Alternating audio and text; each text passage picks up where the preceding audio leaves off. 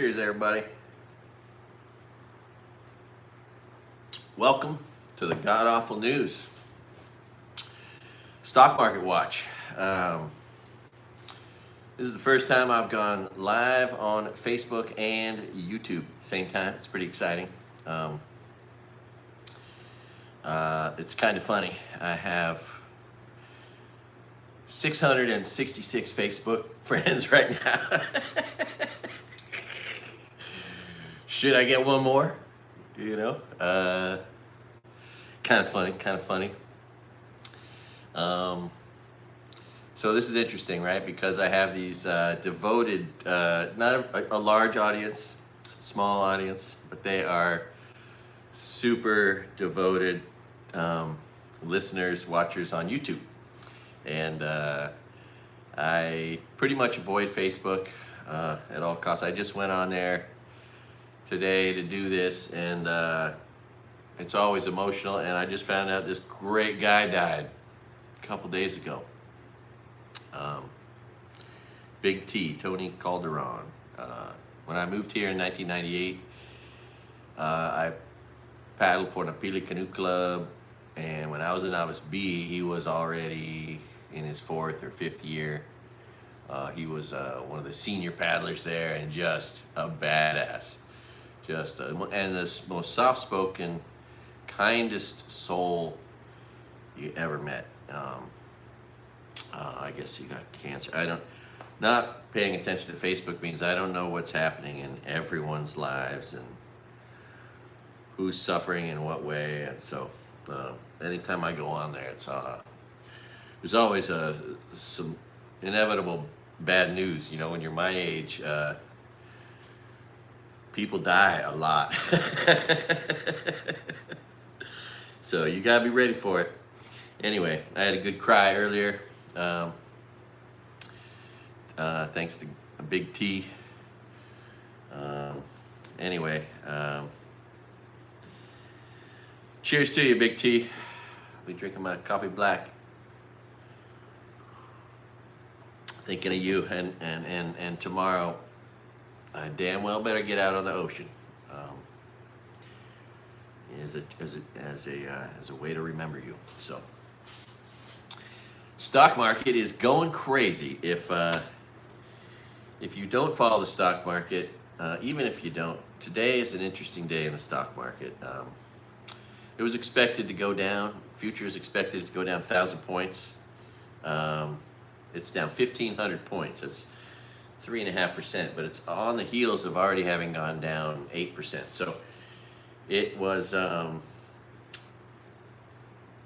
now we're what is like probably down total 11-12%. Meanwhile, the NASDAQ, all right, which is where now the Dow has all the old school biggest companies, right, and then the dividend payers typically, and then NASDAQ has more of the tech companies. The National Association of Security Dealers Automated Quotations. Anyway, it's down 5% today, and it was already down 18%. So it's got to be down something like 22-3%, almost a 25% lop off for the NASDAQ, which is significant. Of course, if you've been watching my YouTube channel, this is what this has been easy to see coming, but it's profound nonetheless. And this may be the beginning of a bull market that, as our economy contracts from all of these terrible assaults on our economy, from the attack on our labor force, the mass layoffs, oh God, supply chain disruptions, demand disruptions, people's fears, the worst, public expectations ever. Inflation going up, unemployment going up, price of everything just went up significantly. And so here we are. I hope you, if you're on Facebook, I hope you took my advice. On Wednesday was the inflection point. Like I said, And I don't think there's really any reason to expect the stock market to be going up. If it does, it'll be counterintuitive. Same with Tesla stock, down 17 right now.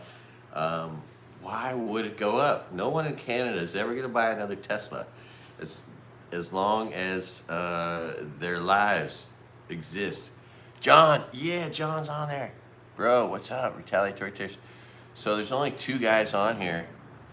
Hey, I was thinking if you want, we could do a call-in. Let me get my other phone just in case. Where is my other phone? Oh, it's right here. It's right here. It's right here. Okay. Yeah. Well, maybe not. I don't want to give away that number. And the other 2 phones, I'm going to do that eventually. Anyway, we're going to do call, take questions, or have conversations with somebody on a speakerphone. I think that would be fun. Anyway, all right. So this is the god-awful news, because if you think the news is bad today, just wait till tomorrow. It's going to be worse. For the next 4 years, predictably, the news is only going to get worse. So we'll do our best to drink our coffee black, stay frosty, and try to make jokes.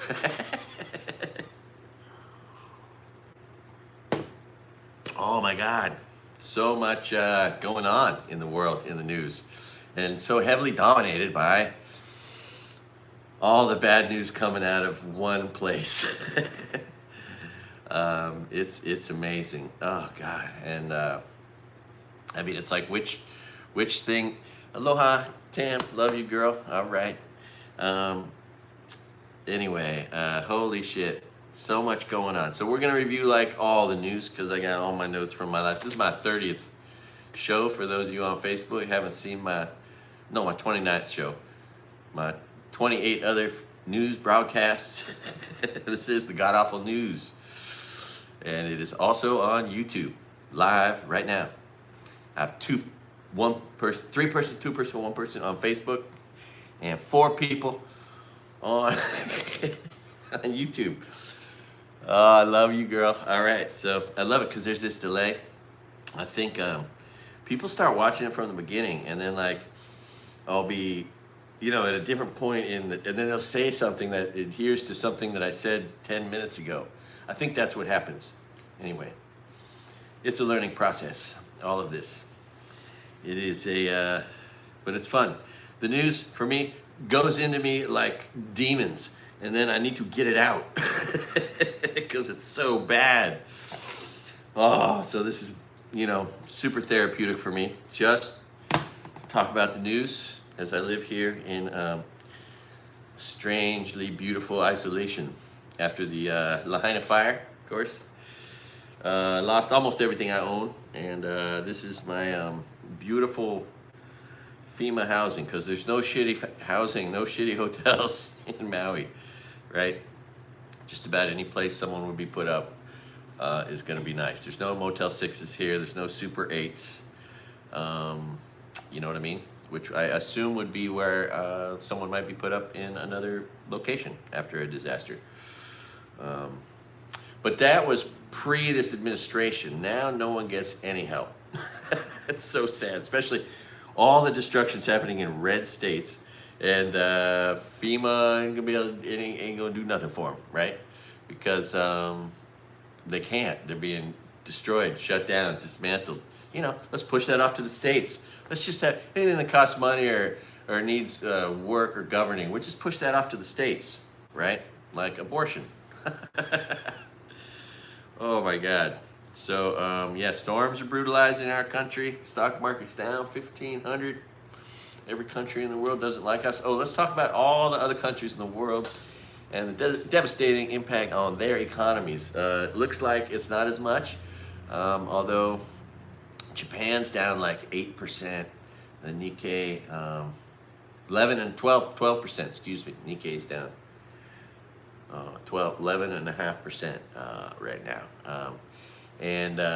But like Europe's 2-3% down, all those countries, stock markets, the French stock market, the Italian, British, whatever, they're all down 2-3% today, 4%.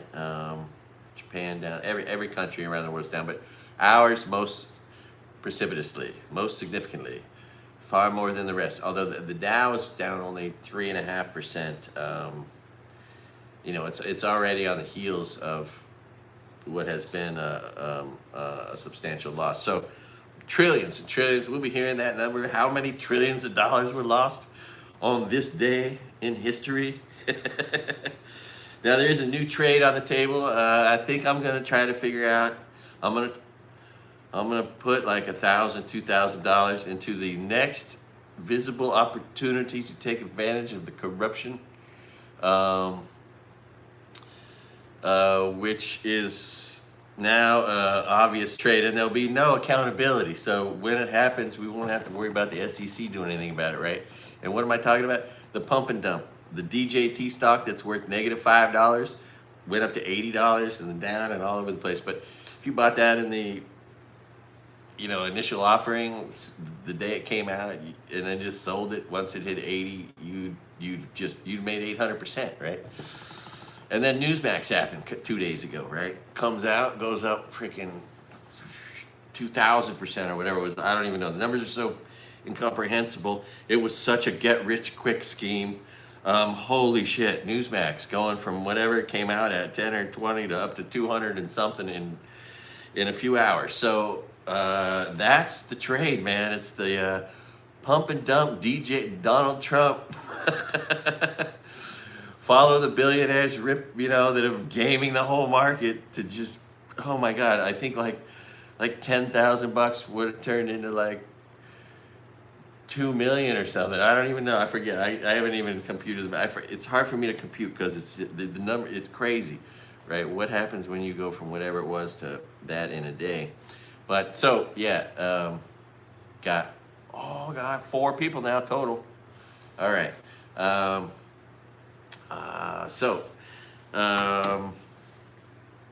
Yeah. Holy shit! I wonder how many. So there were a bunch of new billionaires.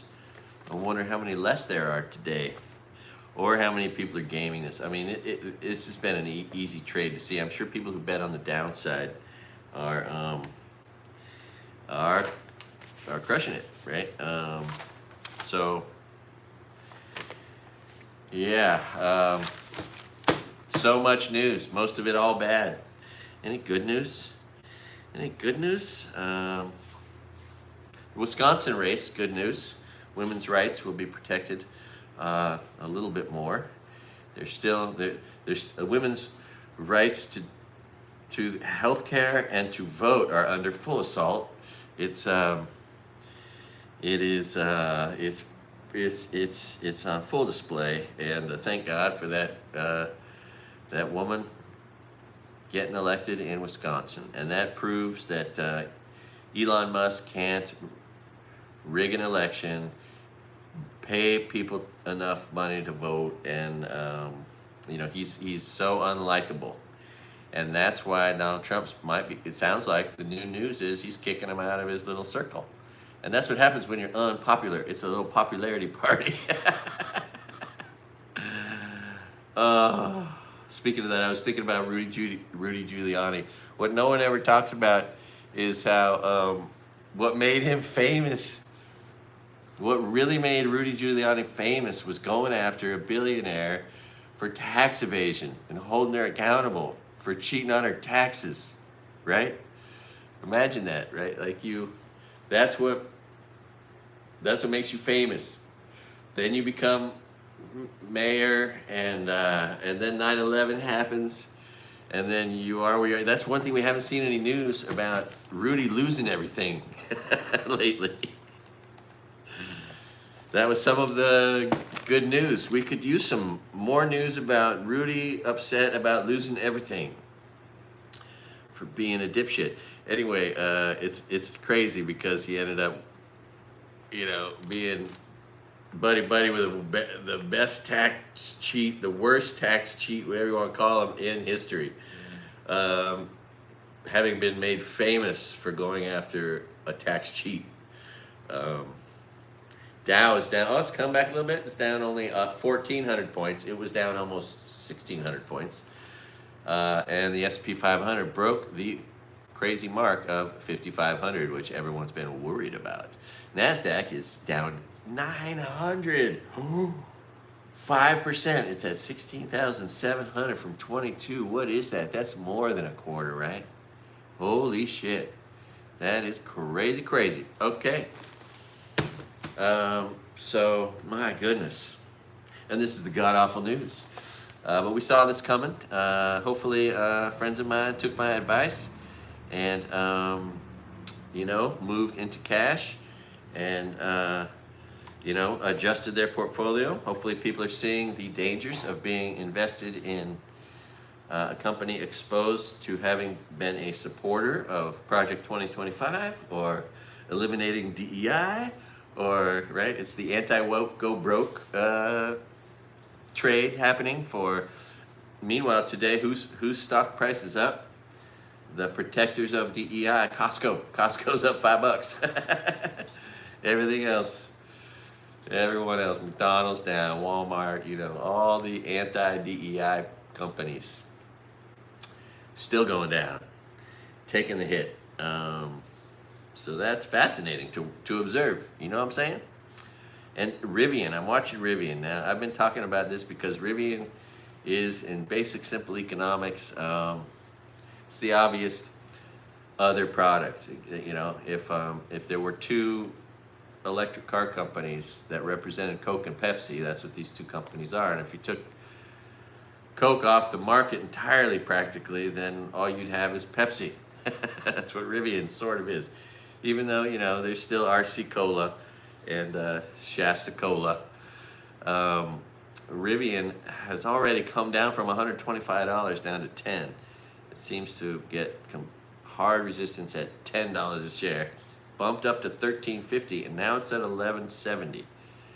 And I'm tempted to want to take a risk with. I don't have a lot of money to invest, but I could see maybe investing 100 shares, which would be $1,100.70.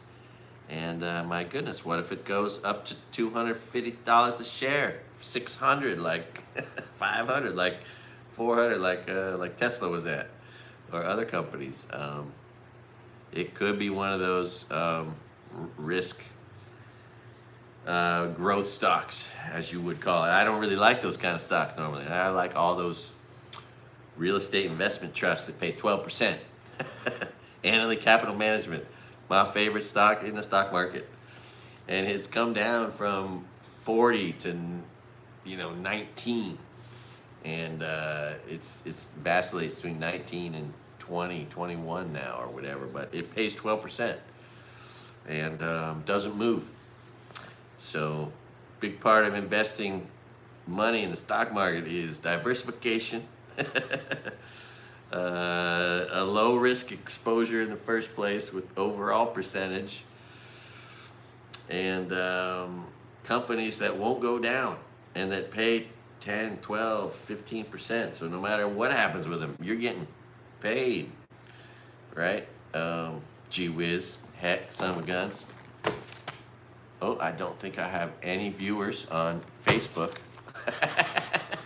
I'm on my personal Facebook page, that just kind of sits there. I try to stay away from it usually because it sucks me in. And Nikkei down 1,000 points, down 2.77%. That was Nike I was seeing earlier. I thought it was the Nikkei. That was Nike's down 11%. The Nikkei, the Japanese market's down 2.7. Hong Kong down 1.5. So the whole world, there is no market in the world that isn't down, but some of them are down more than others, and ours the most. And this is just day one, Liberation Day, liberation from your money. Holy shit. Toxic algae in the ocean, that's not good. We've been seeing that in lakes and streams. In Zion National Park, there was cases of dogs drinking from a stream that were dying, so they, put signs up, and from the toxic algae in the stream on one of my recent road trips. And wow, so that's not good if it's in the ocean. Wouldn't it be great if we weren't canceling all our investment in science, especially as we have a bee catastrophe, which would be a pollination catastrophe, which is serious business. You know what I mean? Gee whiz. So the Florida races again, they're a sign of hope. The margin shrunk about 16%, I think.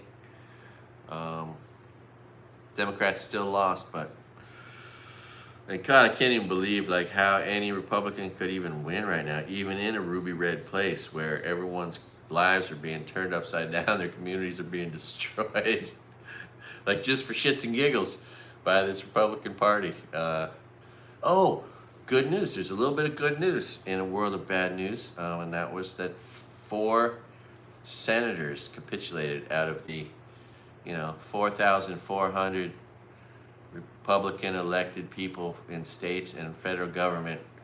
4 of them are standing up for what is right in one small instance. Well, big instance, but still small comparative to the number of other things that they haven't pushed back on. But Canada's tariffs have been voted down by the Senate.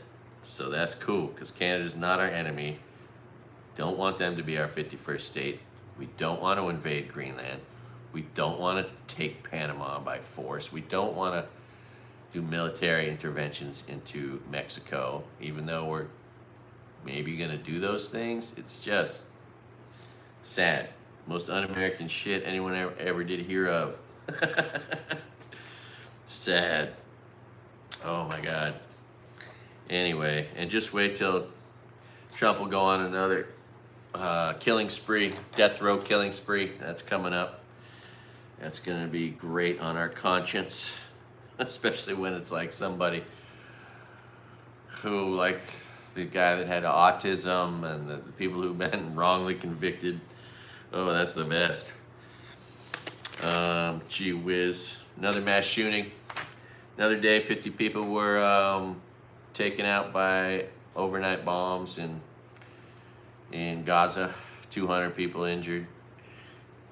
I think in the last 10 days, the same number of people that were killed on October 7th were killed in Palestine, and 10,000 injuries, right? And that's the daily news there. And they're moving people away from areas, and they're talking about deporting 5,000 a day out so that they can completely ethnically cleanse Gaza.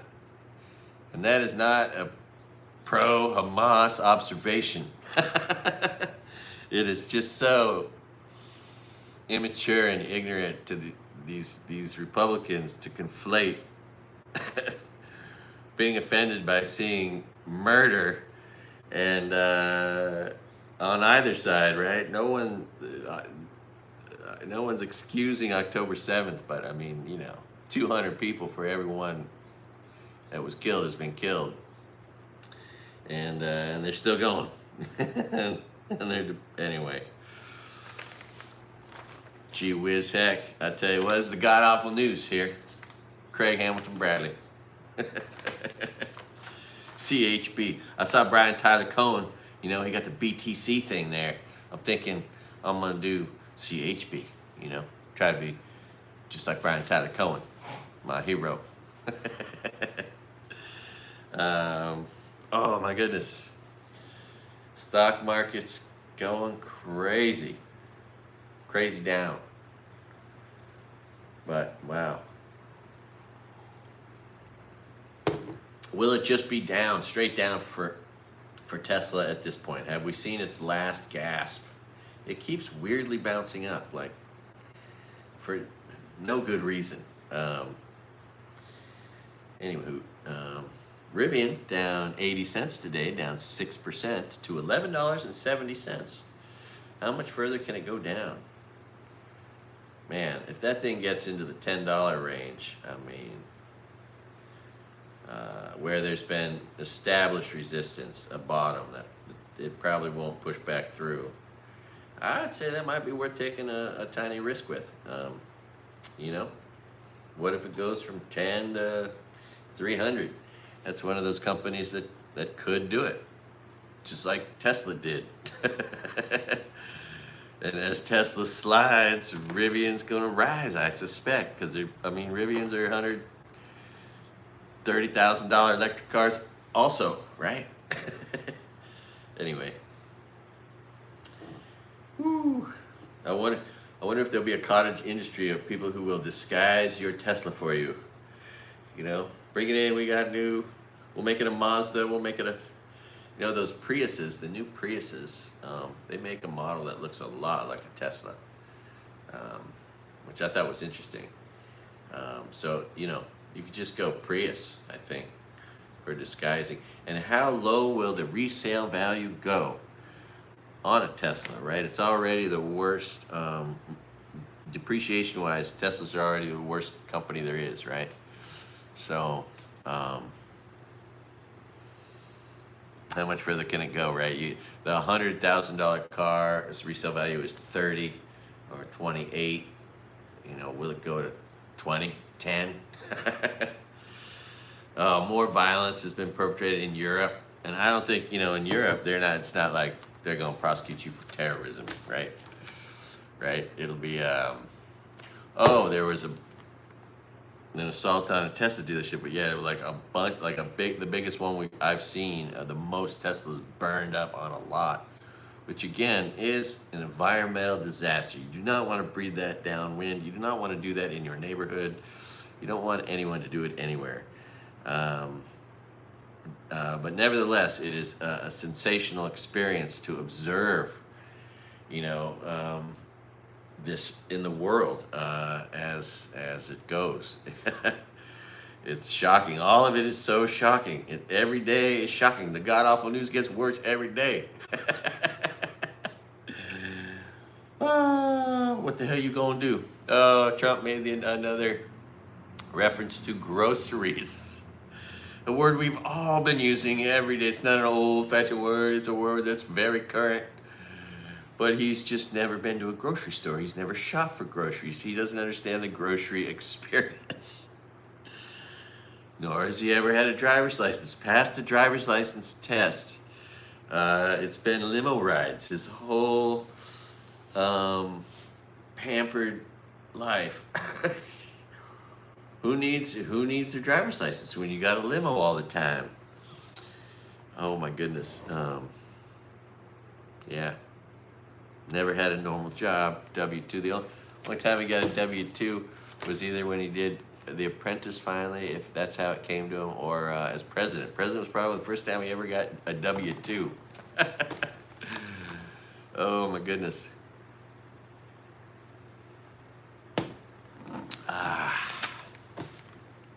Good day to be alive. Gee whiz, right? The news might be depressing, but it don't mean you gotta be depressed. Gee whiz heck. All right, and the dollar's losing value. That seems to be an intentional effort in these stupid people's minds in our government. They think it's a good idea to have our dollar worth less, so that when we go overseas, we can buy less, right? We like it when we travel and our dollar buys us a lot. But that's going to be less because in these dipshits' minds in our current government, that goes against policies that were established 40 years ago in the Republican Party. Policies of wanting a strong dollar, right? Anyway, we've reversed that policy. The Republican Party has changed its mind on the strong dollar policy, and it is actively reducing the value of the dollar. And because in their minds, then foreigners will be able to afford more of our stuff, and they'll buy more of it, and then that'll be good for us. Anyway, that's the dumb, reasoning. Oh, if Republicans could have only taken an economics class, just basic econ. My goodness, we should require basic economics every semester in high school. You're always in a basic economics class all through. So there's just no way you can't learn basic, Adam Smith, John Maynard Keynes, supply and demand, burgers and pizzas, basic economics, the stupidity of tariffs, the study of the history of economics. There's a great textbook that burned up in the fire. What's it called? I forget. Basically, there's a textbook out there that is the study of the history of economics, which explains a lot, and it's pretty cool because it's basically the story of people being just having to work, every hour of every day to, from a 72-hour work week to a 64-hour work week to a 56-hour work week to a 48-hour work week to a 40-hour work week, right? And now we're seeing what I was thinking about 30 years ago when I was in this class, 35 years ago, was, well, obviously the next step will be a 36-hour work week, right? And we're now seeing that. I mean, it's been my life in the restaurant business, a 26 to 28-hour work week, which is a pretty good number of hours to work, I have enjoyed working in the restaurant business. Nevertheless, what the hell you gonna do? Stock market is, where's we at here? The Dow is down $1,358 right now, which is another 3%. Russell's down. NASDAQ is just getting crushed. Woo! Welcome. This is exciting. I got one person on Facebook. I got 4 people on YouTube. This is a watch party. We're watching the stock market go down like we've been talking. We knew it was going to go down. Jesse Sternberg, fuck yeah. Jesse, dude, come stay with me. Right here, dude. Get someone to watch your fucking dogs. I got an extra bedroom right here. That's my bathroom. I have a separate bathroom just for you, bro. All right? If you go to my YouTube channel, you can see 12 hours of the view, if you're wondering what the view's like. This is FEMA housing since the fire. And I'll use it as a, because I need to get out and exercise, get healthy myself. And since you need it, let's just make you as healthy as possible, bro. I'll cook for you in that kitchen. All right? For you on YouTube, this is an old friend of mine from Santa Rosa Junior College who recently had some memory problems. Woke up not remembering some shit. And I was like, hey man, come on out here. Let's get healthy together. I need a reason to. And, something I could be good at. It could be a job I did for people. But Ryan Camp, fuck yeah, Ryan Camp. Oh, I have such fond memories of you with firecrackers when you were fucking 5. And we were pyromaniacs together. It was great. So here's a funny thing, right? Like when we were kids, this kid, Ryan Camp, and I was unrolling firecrackers all the time. I had silver hands all the time from having gunpowder all over my hands. So fast forward, like, what would it be like when I was working at a major hotel, working the front door, laying people for a living, but working side by side with the bellman, right, where there's just luggage everywhere, right? Like, or if you want to fuck with your friend who doesn't have anything on him, who it doesn't smoke weed and doesn't have any on him or whatever, if you want to fuck with a friend. Anyway, what if I went to work with hands like I had when I was 6 and I was playing with gunpowder all the time, scraping caps out, making piles of gunpowder, undoing firecrackers. That was the first form of money at Dixie School in 1st grade, man, were firecrackers. It was synonymous with cash, man. If you have firecrackers, you could sell them 50 cents a pack all day long in the 1st grade. But what if I went to work at a hotel and just started touching everybody's luggage, right? With my gunpowder hands. Oh my God. Just imagine the conundrum at the airport. Because that's the only thing they care about. They don't give a shit about your weed, but they care about explosive shit. And that's what they're testing for. And holy shit, that would be a terrible prank. But all it would have to be is just like I was when I was 6. Now as an old man going to work with gunpowder hands. Anyway, oh man, that's just a funny thought. I've had a lot because I've been around, you know. Oh, and George Carlin once said, "You can't joke about bombs at the airport." But I basically did. I got to the airport. I forgot my ID, and so I get to the airport, and I don't have my driver's license. I got to come back here to Maui. I'm like, what the fuck? What am I gonna do? And they're like, don't worry, we got a way. We know everything about you. So we're gonna ask you some weird questions, and then you're just gonna answer them, and then we'll let you on. I'm like, all right. So who knew? So, but first you got to go get extra searched and checked out by somebody who, you know, is checking for explosives. And then I started telling him how, you know, wouldn't it be funny if I had firecracker hands, you know? And he's like, yeah, man. And instead of like, you know, being alarmed, and he was like, yeah, man, when I was a kid, we used to have bottle rocket fights. And I was like, oh, me too. And so there we were talking about how fun it was to play with gunpowder while he was checking my luggage. And George Carlin once said, you can't joke about bombs at the airport. But I did. And anyway, it all related to that funny reality. You know what I'm saying? Gee whiz heck, drinking our coffee black. I might have to run back there and get some hot coffee because we are watching the stock market. This is Stock Market Watch. Both my YouTube channel and Facebook for the first time ever. I am on live on Facebook with my YouTube channel. This is episode 29 of the God Awful News. Because if you think the news sucks today, just wait. Tomorrow, the news gonna be worse. The greatest trips of my life. Seattle, Santa Rosa, fuck yeah, dude. That's so. Many of you already know I rode a bicycle across the United States of America, and my brother here, Jesse Sternberg, I inspired him to ride from Seattle to Santa Rosa on a bicycle. I'm thinking about doing it again right now. I mean, I ain't got no job. Everything I got burned down. So, and pretty soon, I might not have this luxurious FEMA housing, oceanfront FEMA housing anymore. So, what the hell am I gonna do? So I got friends, you know, on the mainland. You guys, I think I might just come be a bum on everybody's couch. And cruise around. Maybe yours, Jesse Sternberg. You have a house, right, in the Oakland Hills with a bunch of dogs. I'll sleep, you know, with your dogs. I'm sure they'll jump on the couch with me, or wherever. You know, I got friends all over the place.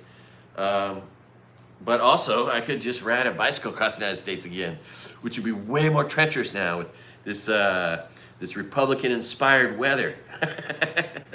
It's fucking dangerous as shit to be exposed to the elements.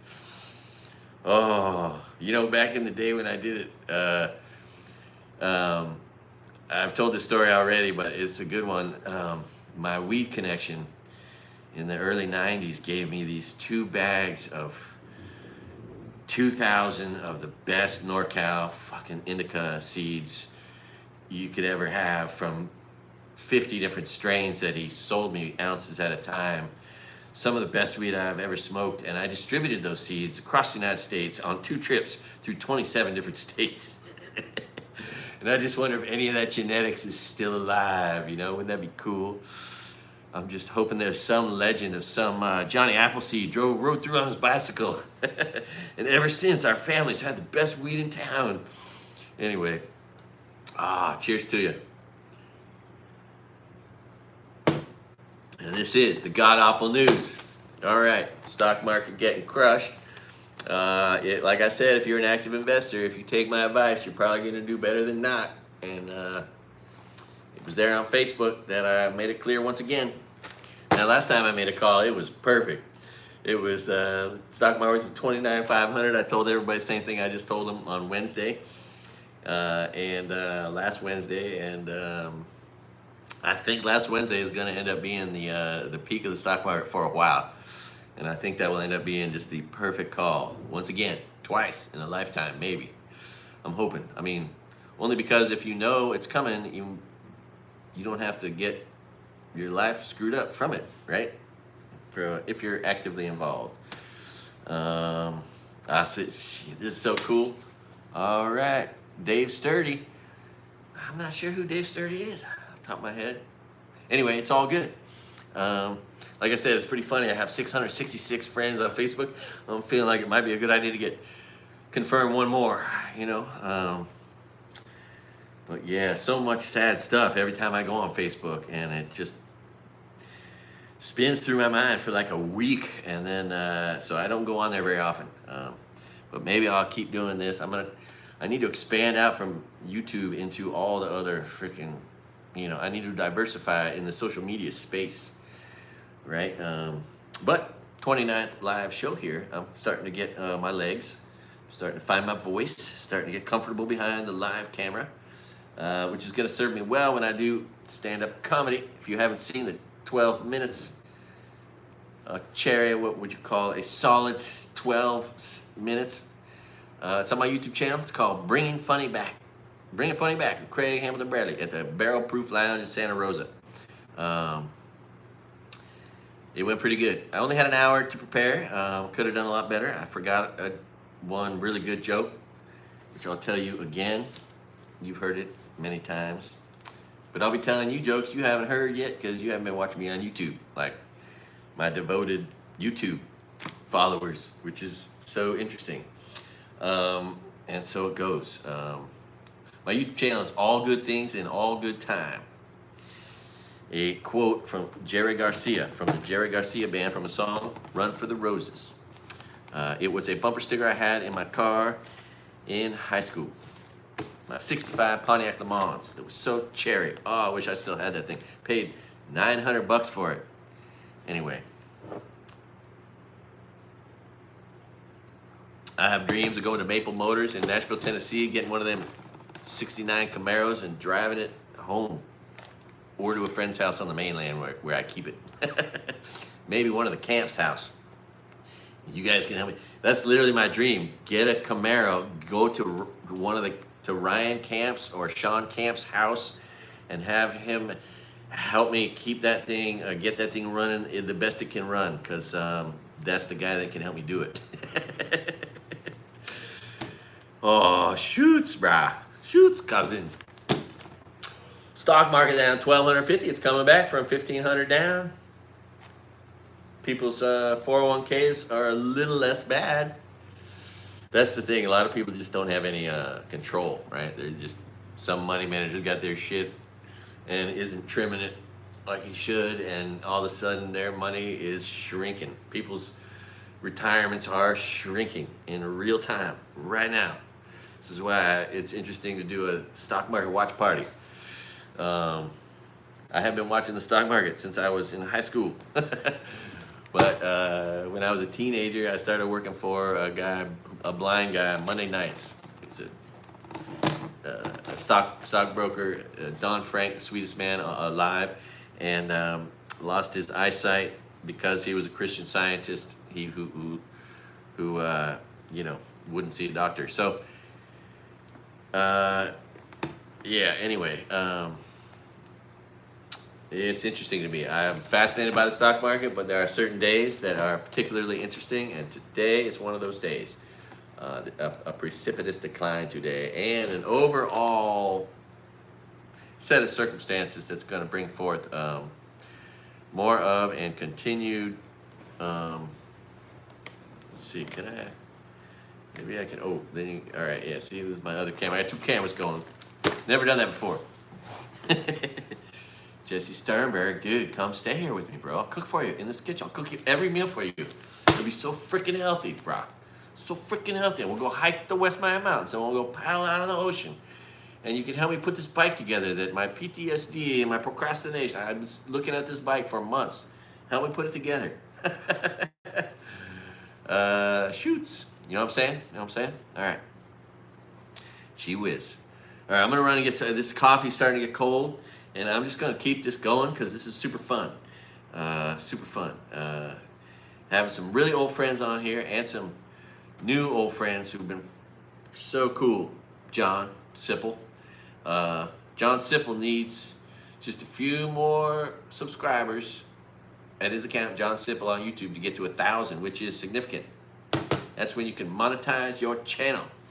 right? 1,000 subscribers. And if you like live music from Ithaca, New York, looks like a hella cool channel. And he's been doing the work. He's got 469 videos, I think. All right, let's get some coffee in here. All right. Oh.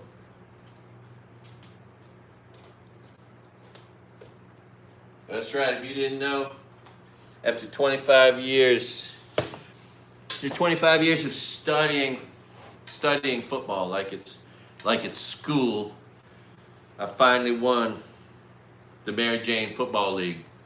I'm a champion. You see that?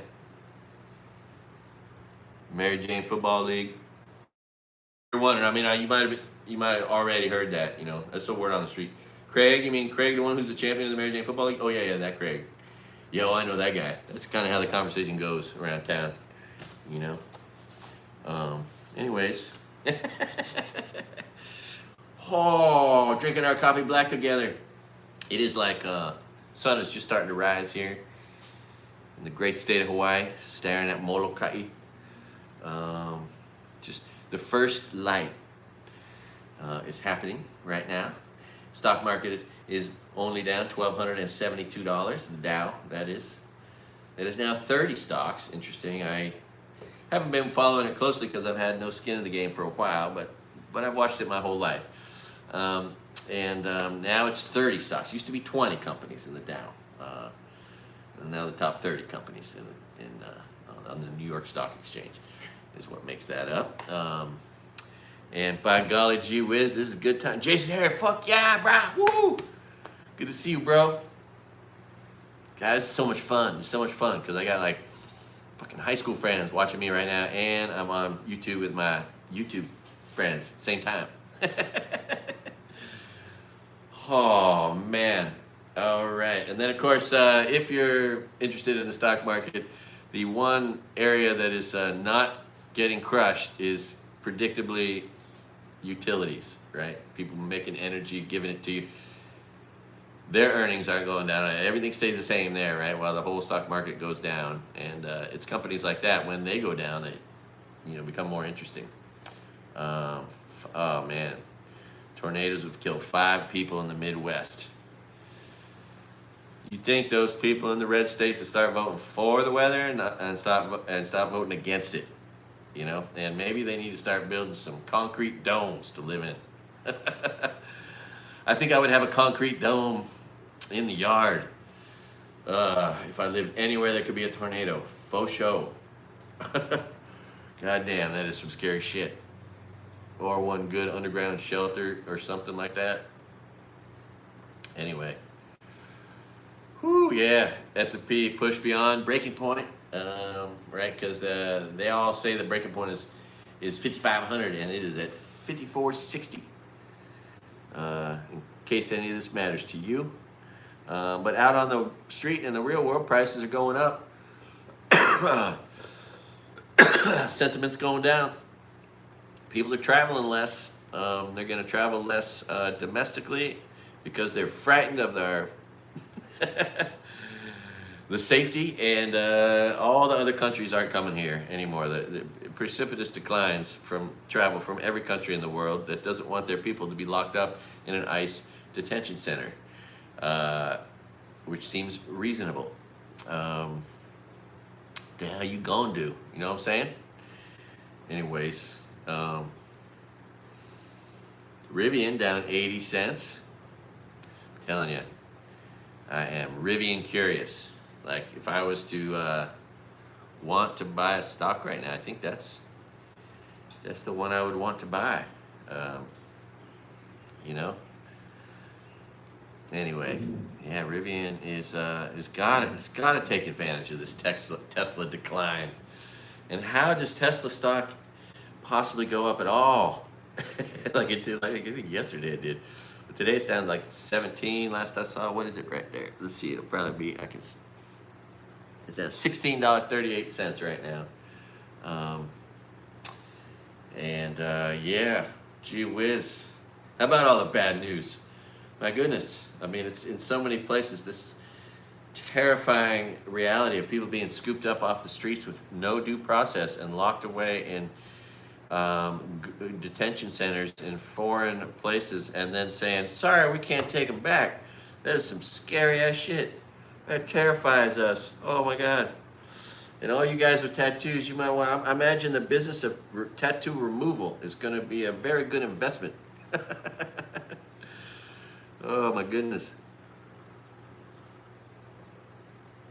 If you got tats, man, you're going to want to wear long sleeve shirts anywhere you go.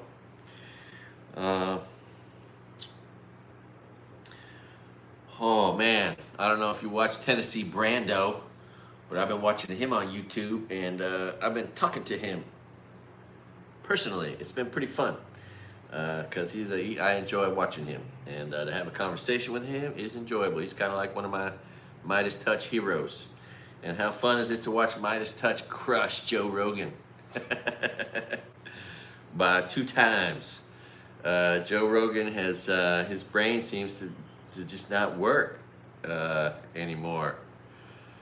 And so it goes. We've seen that happen before. What the heck you gonna do?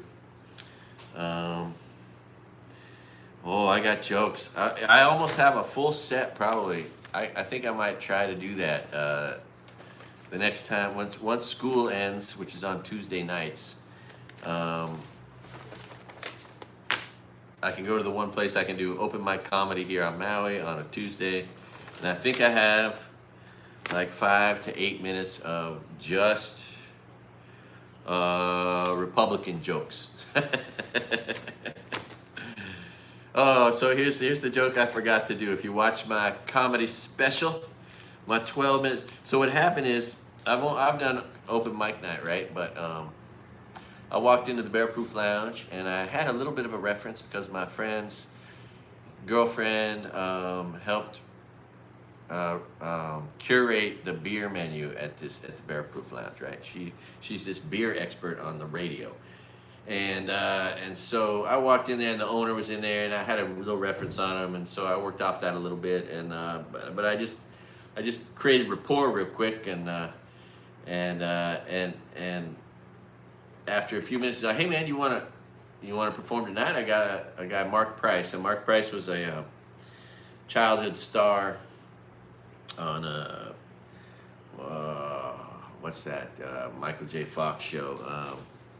Anyway, Family Ties. He was a Ziggy or whatever, and now he's 56. He's my age, right? And he got up there, and he's kind of a bitter man, but I guess he's been doing comedy for a long time now. He's pretty grisly.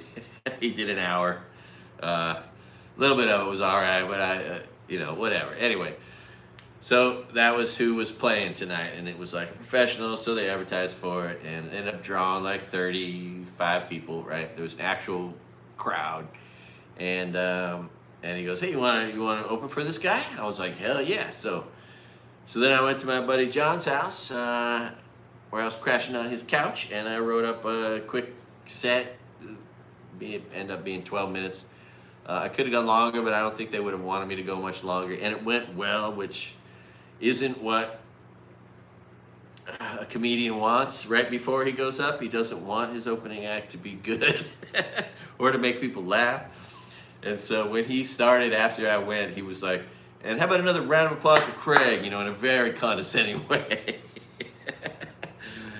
He didn't enjoy me striking a chord with the crowd. Anyway, so that's how that 12 minutes on stage happened at the Bearproof Lounge. It was opening for a guy that was getting paid somehow, some way.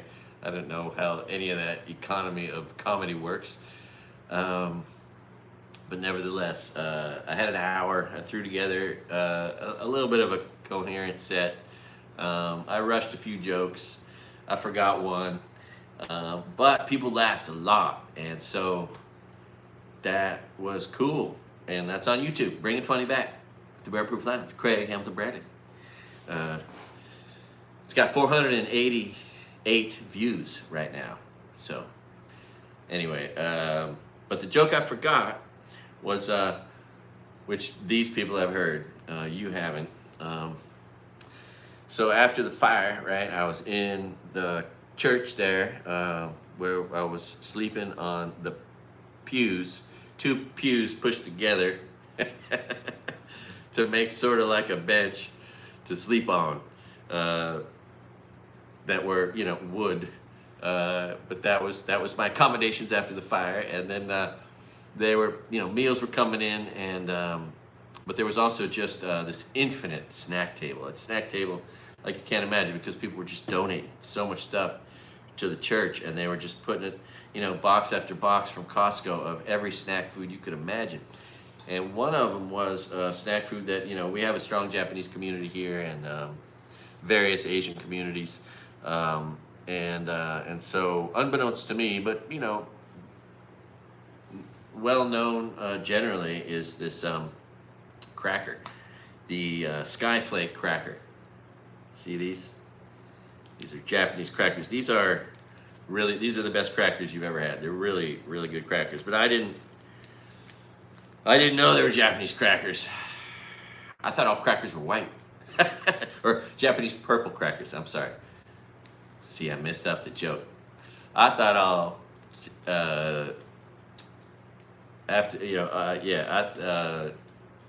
anyway, it's because, you know, I don't want to offend Japanese people, there is the point. Saying a white cracker versus a Japanese, it's the purple cracker versus the white cracker, right? Anyway, that was the joke I forgot, and I just flubbed it up anyway. But that's all part of my set that's gonna do when I rent out a theater and do a 1-hour show telling the story of losing my marbles. Oh, look, I just found another one. I found another one of my marbles. But that's gonna be the name of my comedy show, my first one, because I got, you know, I'm so old and have lived enough. I have like 10 hours of comedy ready to go. But I got a new one when my house burned down, and well, it wasn't my house. It was just a rental after a divorce. I once had a house here, which was a dream come true. And so that was when I first lost everything. And then I really lost everything. And then I lost a lot more when the pandemic happened, and then I was fully freed from my possessions with the fire. Cheers. Drinking our coffee black together. I don't know what time it is where you're at, but here it is 6:19, turning 6:20. You know what that means. It is 4:20 somewhere in the world. Now, before I started this, I was feeling unsafe, so I had several safety meetings. I kept needing to have another one after another one, just to make sure that I was safe, and I assure you, I am safe. All right. Now, if I was drinking whiskey, I'd be drinking Canadian Club. Crown Royal. To say how much I love you guys. And for those of you who haven't heard it, it was pretty funny. Moosehead Beer made a crate of beer for sale with 1,461 mooseheads in it, one for every day of this terrible person in office, terrible president, the worst president in history. Again, the second worst was the same person.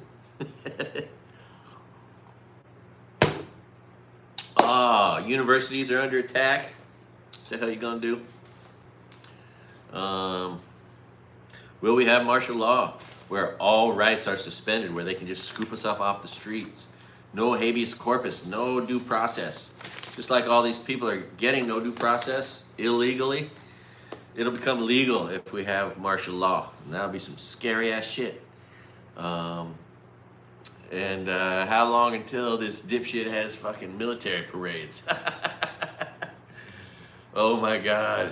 Missiles going down the street, tanks going down the street. Him like a little boy. Let me drive one. Oh my God.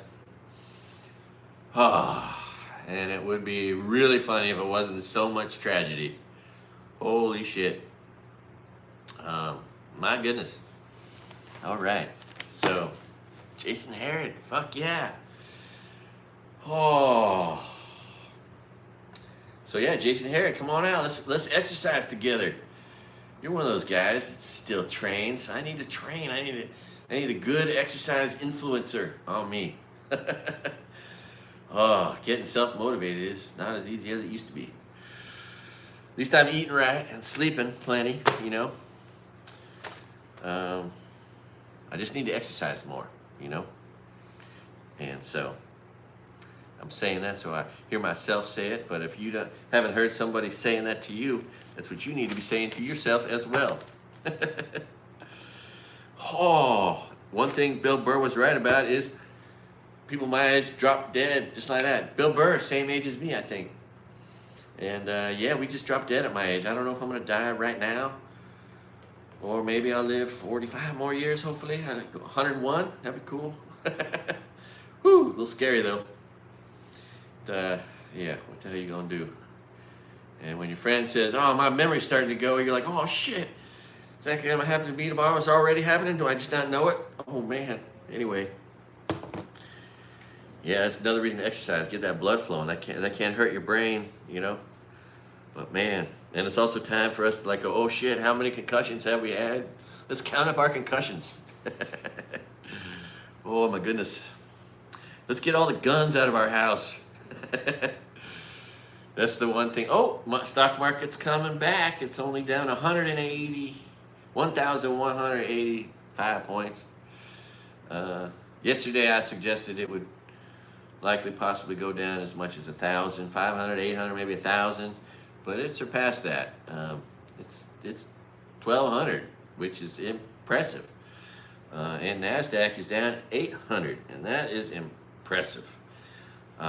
We'll be hearing what the total number is. It'll be in the news.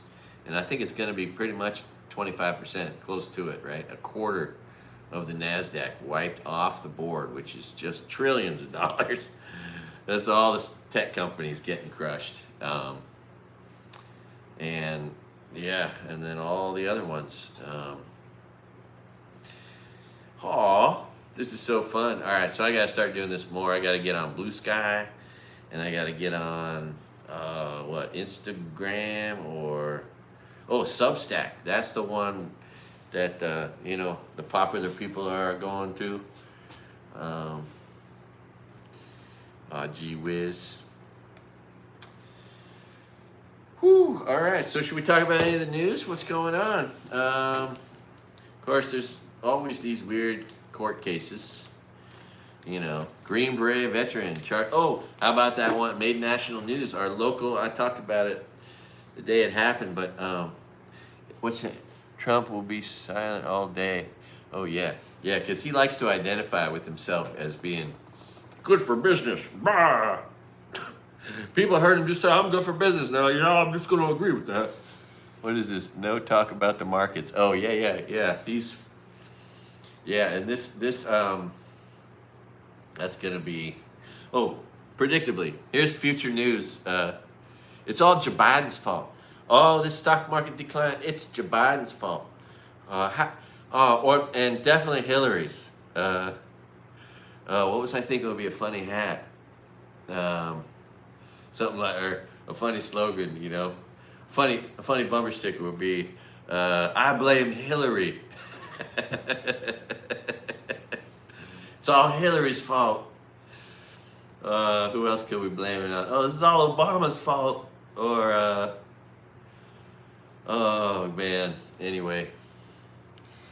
Shoots. Oh.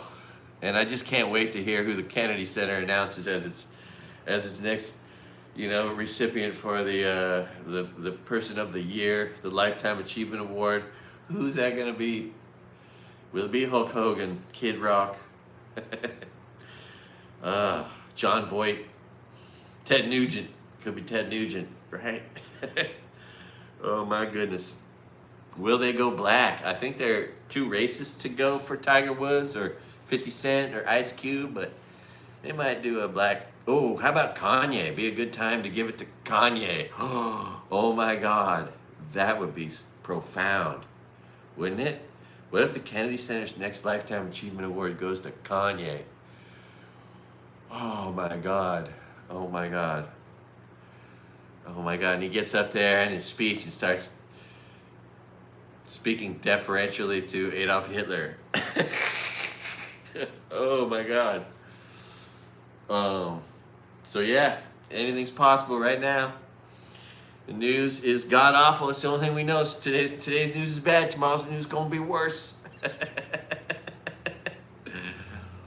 Oh, Jason Harrod, brah, come on out. Crash at my place for free. Let's exercise. I'm out of shape. We got a hill. We'll hike this West Maui Mountains. We got a public pool that kicks ass. I don't go to often enough. Anyway, and I need help putting this bike together. And you can use my bike, you know. Anyway, what the hell's going on? Camps, Ryan Camp. If y'all are married, I could accommodate your wife, I suppose, pretty easily. But I don't know how much longer I got in this luxurious FEMA housing. But I'm hoping it's a while. And then when it dries up, either I'm moving in my car or onto your couch for 1 week at a time. Patrick Thompson. Awesome, fascinating. I think of your trucks. The trucks you own, you're a great mechanic. While I was smoking weed in the parking lot, you were actually learning how to work on cars. Oh man, I still have dreams of an old hot rod. And if you buy an old hot rod, that's one of the few cars that won't be tracking your movements everywhere you go.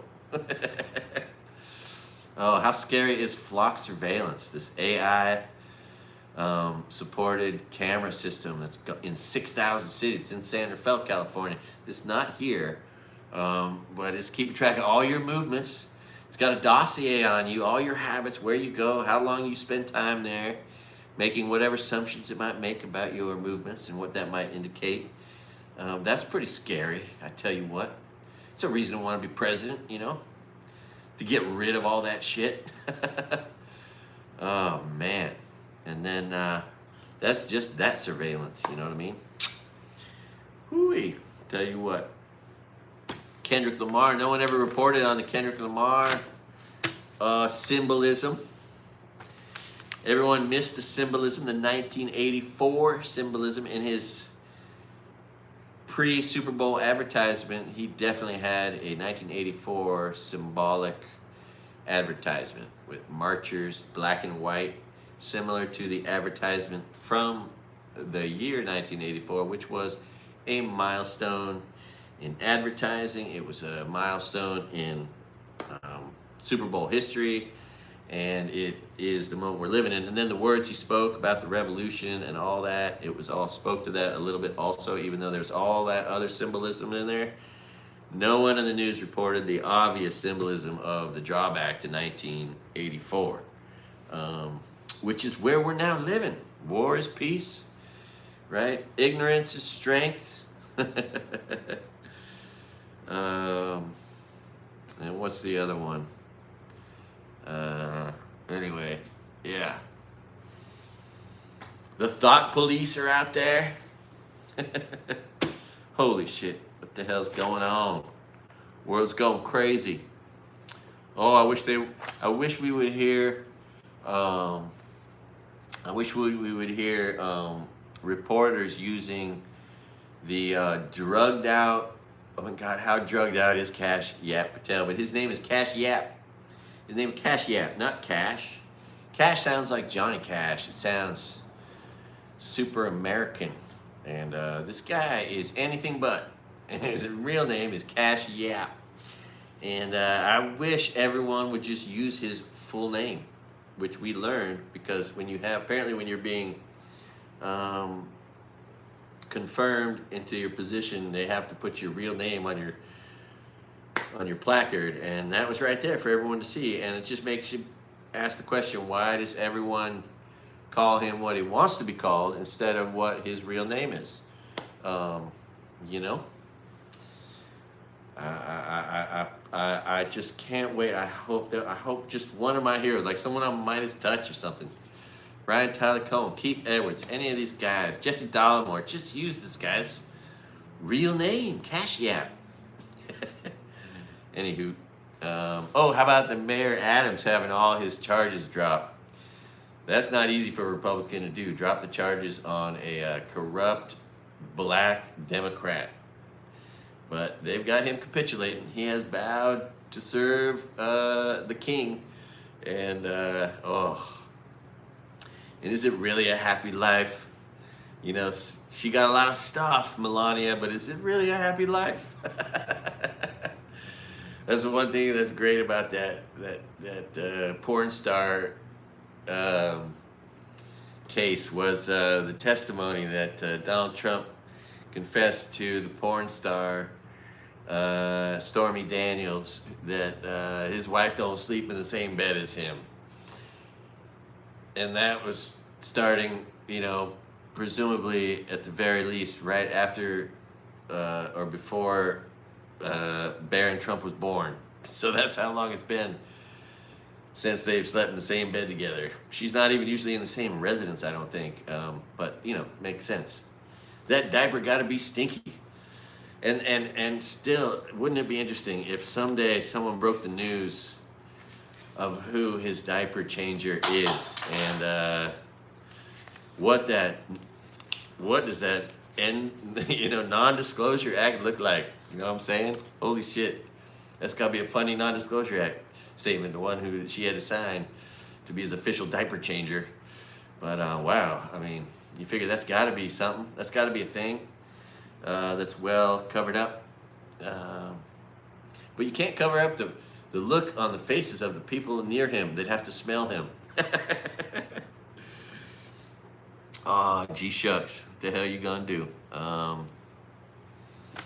What other? Oh, how about the 500,000 people that were put on notice like 2 weeks ago now? You got to get out of our country. Or because they're having all their protected status revoked, right? To 4 different countries. 600,000 people who are all working 40, 60, 8 hours a week, doing something that you need done. Either they're working at the dry cleaner or the restaurant or the gas station or at the meat packing plant or at picking your strawberries. All those people aren't showing up to work, and they are leaving our country, and the downstream effects are going to be pretty fascinating and unfortunate and sad for everybody. You know, it was just a couple years ago when we were forcing those people, knowing they might die because of it, to go to work because they were essential workers. We need you people, and now we got to get rid of you as fast as we can because we don't want people that aren't white. Oh my God. Oh yeah. One of my new jokes. White, you do it either way, I guess, but what do you call it when you replace, PhDs with high school dropouts? White affirmative action, which is going on right now. Government is replacing PhDs, if they're even replacing them, with high school dropouts, and they're running our government, and it is scary. And they've all been bribed so much they have no moral compass. It's been paid for. Their moral compass has been paid for to go south. Oh my goodness. Ted Cruz is so gross. He just gets grosser every day. I love how his dog's name is Snowflake, just like he is one. Eddie Van Wheel, fuck yeah, dude. It was at your house, Eddie Van Wheel, that I watched Eddie Murphy. Was it Raw? What was at your house? It was a memorable experience because it was like, whoa, that's funny, and right on the edge. I'll never forget that. Shit, yeah, Eddie Van Wheel, and you used to party a lot, so it's just cool that you're still alive. All of us used to party a lot. It's funny if you go to a concert, like someone from Motley Crue's still playing, whatever, some old rocker. You go to the concert, you're like, shit, everyone here is an old person. It's a rock concert, and everyone is old.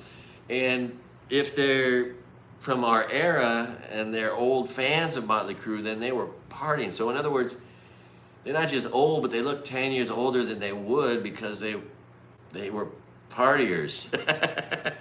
So it's old, it's been exacerbated, and it's on display. Like I went to, my mom used to live right next to the Thunder Valley Casino. I went there. I was watching the parking lot as they were coming out from a Motley Crue concert.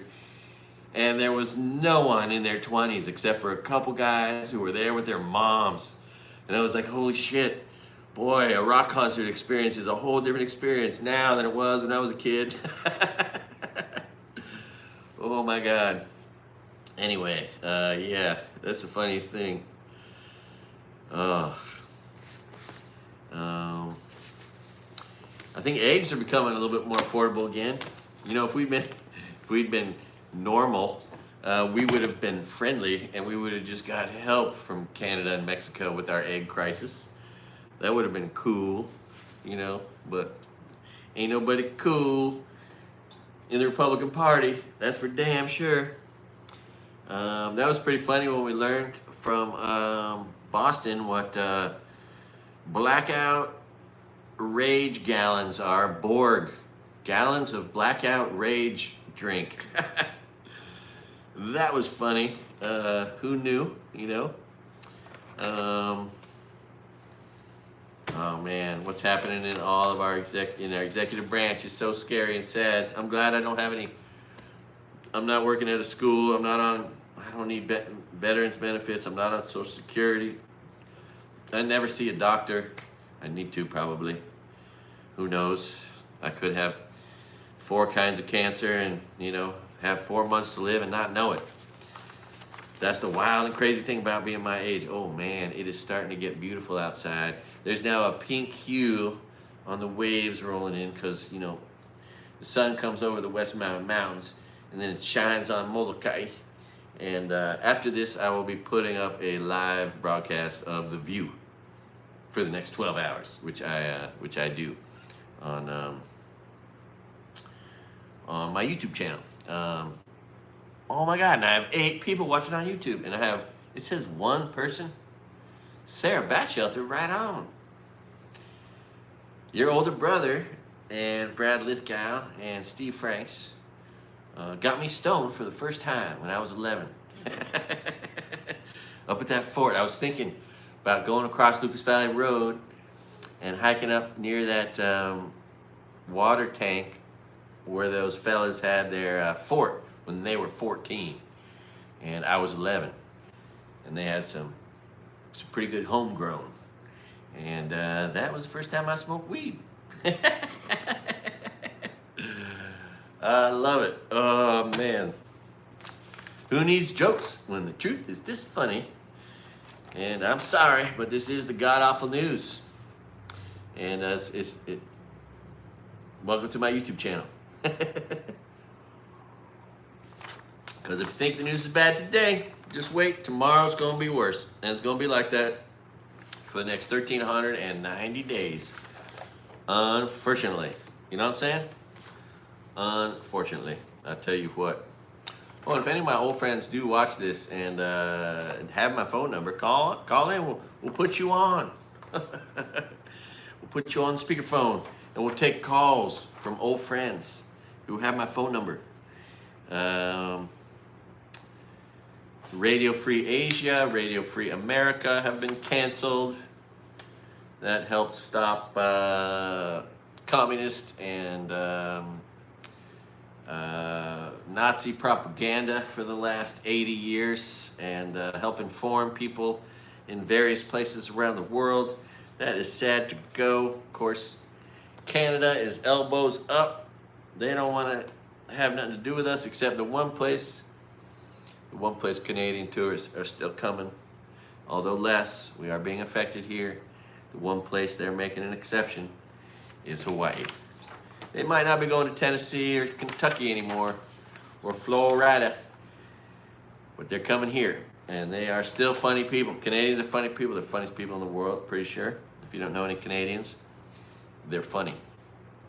Tell you what, man, if I start drinking here this morning, although I don't have any alcohol, if I did, you know, that would be a Pete Hegseth.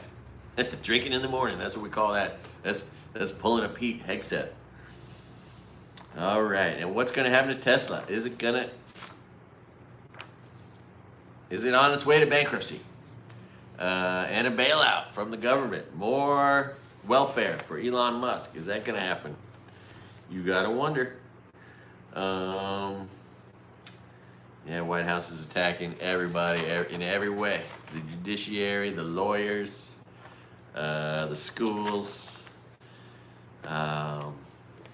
history, museums, anything that's African American, Native American. You women, you're getting erased. Women are just being erased because that's what Republican women were voting for, to be erased.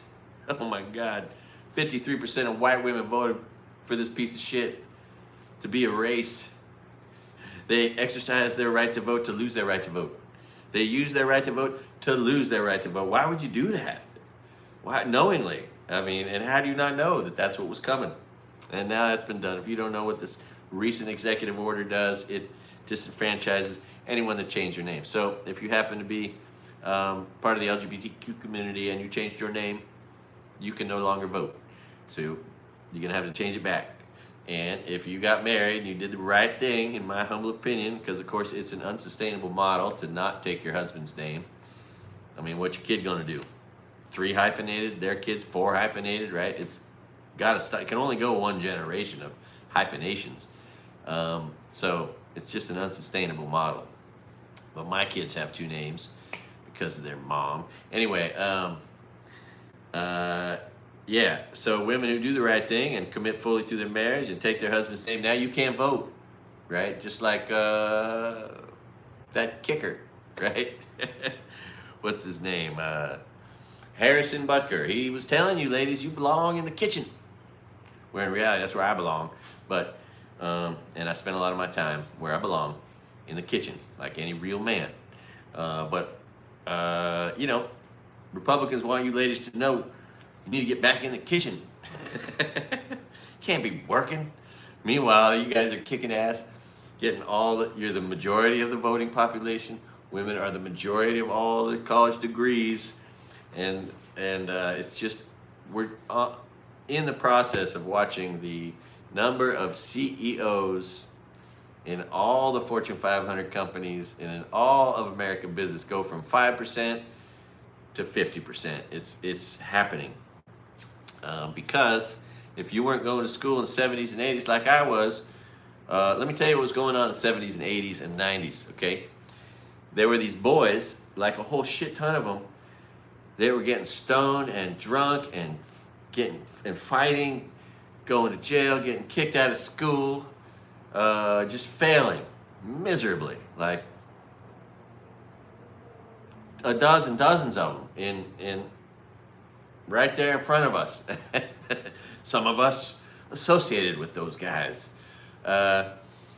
Meanwhile, the girls were doing their homework and getting great grades and paving a great future for themselves of employability and financial gain and success. And here we are now, and those ladies are all in their 50s and have 20, 30 years of kicking ass, taking names, working their way up through these companies, and they're about to emerge. And just when they're being told to get in their place, which I don't think is going to land very well on the minds and ears of American women who are rebellious like me.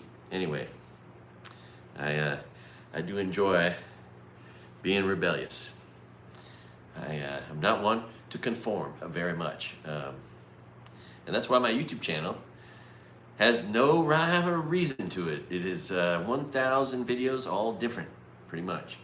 So I'm not doing one kind of content. I got 30 kinds of content. It's like a whole network of TV shows that are low quality, low budget, but that have one kernel of information maybe in all of them. Let's see, how long have I been doing this now? 84 minutes? 64? Wow.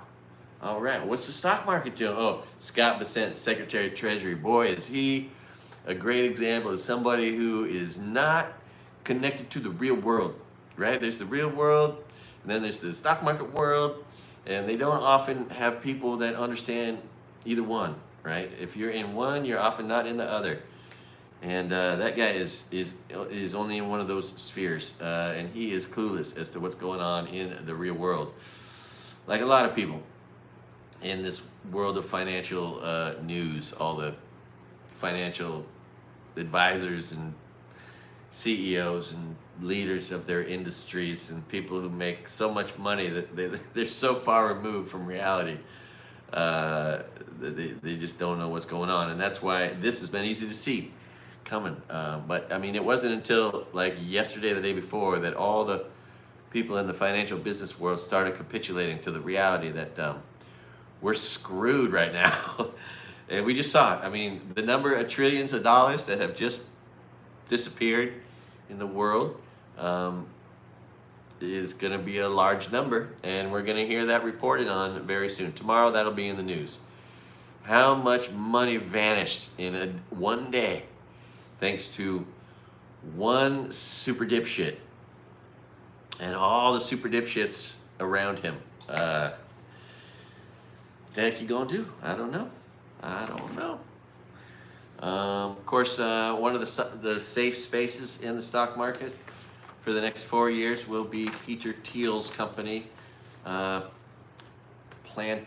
I want to say Palantir, but Palantir, which is an evil company that's surveilling us all. It's the one that made Pegasus, I think, or something like it. But Pegasus is probably one of the, it's the flock surveillance that's in 6,000 cities with AI, in addition to Pegasus that I think has invaded people's phones. When they give phones to people who are needy, I bet they're loaded with this software, or it's being invaded and used by ICE and the DEA to track people down, to know where they are, in addition to the flock, right? They got the two things working in conjunction, and I think we're being mass surveilled.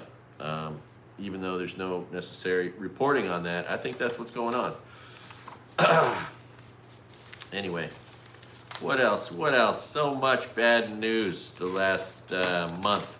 It's incredible. We still haven't heard. So green. Well, yeah. One. I don't know. This could be good news to some people, I guess. The interest rates, right? So the Fed is going to lower or raise interest rates because of various things. If inflation is up, the Fed will want to raise interest rates to counter inflation. But if the economy is weak, they'll want to lower them to help stimulate the economy, right? And so now, all of a sudden, everyone's saying, well, interest rates are down because they're not static, but nevertheless, the Fed funds rate is, and the Fed funds rate is likely to now go down. They're expecting cuts, which means money's going to be cheaper. Buying a house will be cheaper on the money side, and maybe we'll see. We haven't heard anything from the real estate market, right? Is the real estate market about to crater? Is, I think, a pretty good question. I thought it would crater during the pandemic, but it shot upward, which I just didn't understand. Maybe the banks were getting in there. But why wouldn't it go down now that we have 1 million workers being laid off by the government, their lives being destroyed, all those services, all that negative multiplier effect, the money that would have spun through the economy is going to not spin through the economy. Then all the workers who are providing the affordable food, they're afraid to go to work, or they're leaving the country, or they're hiding in their friend's basement for the next 4 years. I wonder how many people are going to put up Anne Frank in their attic, like, hey man, let's take your family in, you guys just stay in the attic for 4 years until, hopefully we can change this. I wonder if there's going to be stories like that, with everyone's phones in a Faraday cage. And you know what I mean? What is going to be the news tomorrow? It's going to be some weird, most likely worse news tomorrow than today. And again, if you're tuning in for the first time, this is my new effort to do the news, called the God Awful News. Because if the news you think is bad today, it's going to be worse tomorrow. So, all right. I think we're going to be well past the part where, and maybe we'll see it, people trying to explain this away as a correction. It's more than a correction. But that might be some words we'll hear just to try to put people at ease.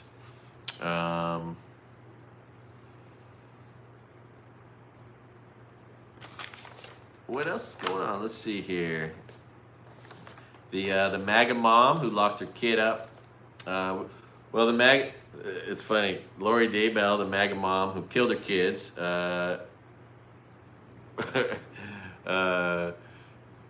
doesn't trust the fake news, and the MAGA mom. It's funny. They were interviewing this lady. It seems like all the MAGA ladies have the same shitty makeup, where it's blue and red. They're trying to make the American flag on their face. And the MAGA mom from Massachusetts, who locked her kid up for 20 years, starved him to death almost. She got that MAGA mom makeup going. Oh, and soon, I hate to buy, I wish I could borrow some woman's eyeliner, but I'm gonna put some eyeliner on, because I need to demonstrate that I'm a real man, like J.D. Vance, fancy pants, skinny pants wearing J.D. Vance, who hates cats. Oh, and isn't it great to know that the Weather Service is being defunded? The people that can help us know what's coming. On a day when there were 100 tornadoes. That lands well. Oh, the abandonment of science altogether is frightening. Especially this bee crisis is as scary as anything. Although nothing's scarier than watching innocent people being swept up off the streets because they have a tattoo, for Christ's sake. In a world that finally became, a world where if someone had tattoos, it didn't mean they were a criminal, right? That used to be the assumption people would make. But now Republicans are going back in time, like 30 years. If you got tattoos, oh, well, then you must have got those in prison. I tell you what, or from a gang. Oh, my God. Oh, crazy. We're breaking records for the measles. We're up to almost 500 cases of measles in our country. And the guy that could be talking about the measles vaccine hasn't said a word about it. Isn't that funny? Not really. Oh, 62% of Americans, one way or another, through their mutual funds or 401ks, are invested in the stock market. 62%. So, and the other 38% can't afford to. So they're going to be affected by the tariffs with everything they purchase, and everyone else is definitely going to be affected by their 401ks going down, because there's no way your money managers are as good as I would have been.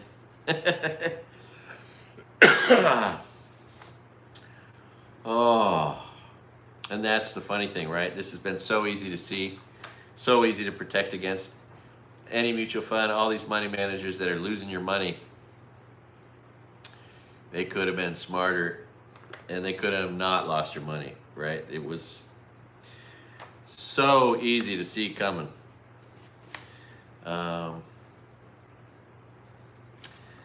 And what the hell are you gonna do? Where's the stock market at? It is, it's a stock market watch. Oh, gold's down today, but that's another thing that's obviously happening, right? Dollar's losing its value. Inflation on everything, but in times of stress, the money seems to always move into gold, and it just made all-time records in the last week. It's down today, it looks like, but everything's down. But interest rates too, so money's getting cheaper. If you want to refinance your house or buy a house, if you're one of those lucky people who isn't getting fired, who doesn't have their business being negatively affected by the incompetence that's on full display. Got that Dave Ramsey guy. Mr. I'm so smart, I'll tell you what to do with your money. Oh, here's what you're gonna do. Yeah, he endorsed Donald Trump. Mr. Financial Guru guy was just as stupid as anybody else that thought Republicans would be good with the economy. He gonna make the economy better. Meanwhile, we had the economy that was the envy of the world, thanks to Joe Biden. Joe Biden. Yep, yeah, that's his fault. The envy of the world We were. And we were people's friends before. That was cool. Remember when America used to be people's friends? When you could travel around the world and not be hated just because you're American? Yeah, that sucks. Tell you what. Anyways, what the hell you gonna do? I don't know. Oh, mango. Foxtrot. Oh, and then locally, you know, when it comes to sedans, of course, Camrys and Accords are every car, and Civics and Corollas, right? But more than all of that, the most popular vehicle here, the most sought after. Some people make a living just importing Toyota trucks, used Toyota trucks, and reselling them. There are people, that's all they do. Because there's a markup here, because we value Toyota trucks so much in Hawaii, okay? And 4Runners might be in that category too. But Toyota trucks, I mean, forget about it. And Toyota trucks prices just went way up. I was getting my car serviced the other day, my Camry, and I went in the showroom and looked at the trucks there, right? And they had this one that was just the beast of the beasts. It was all trimmed out, ready for Baja 1000. You know, just had everything in it. These crazy seats with shock absorbers in the seats, and you know, all sorts of everything you could extra thing you could put on a Toyota truck for the ultimate rugged experience, right? It was a $68,000 Toyota truck, up from like the normal Toyota truck, and it was like 44 grand. But noteworthy was on the sticker price, it explained how many parts came from where and where it was assembled. I think it was like 20% of the parts came from the US. 40% of them came from Mexico. 40% of the parts came from Canada, but it was assembled here, right? And those trucks are now gonna be far more expensive, incrementally more expensive. And that is a way to really screw over the people of Hawaii, because nobody likes Toyota trucks more than the people of Hawaii. And now they just became more expensive. So that was a strike against our already difficult cost of living. But you know, I wonder how this Congress, we had four Republicans that for a moment, for just a split second, decided to be patriotic and do the right thing, which none of them do normally, but once in a while. And for the Paul guy from Kentucky and McConnell and the two ladies who sometimes capitulate from Maine and Alaska, they all voted to not tariff Canada, right? Which is significant, profound. But I wonder how that affects the the overall effort from Trump. Does that make it so there are just no tariffs? And is everything off the board in that one case, and all the other ones still on the board? Not to mention, it's already being reported, like, because he just lied all day and he did just a bunch of stupid shit, but one of them was putting tariffs on countries that don't really exist or that don't export it, like Antarctica. He put tariffs on Antarctica. That was pretty funny. Oh my goodness! I tell you what. Oh, how funny was it when the dipshit at the big speech before Congress talks about transgenic mice being transgender mice. Oh my God, talk about a low IQ on full display. It is amazing. Anyone believes this man's lies. You know what I'm saying? Truly amazing.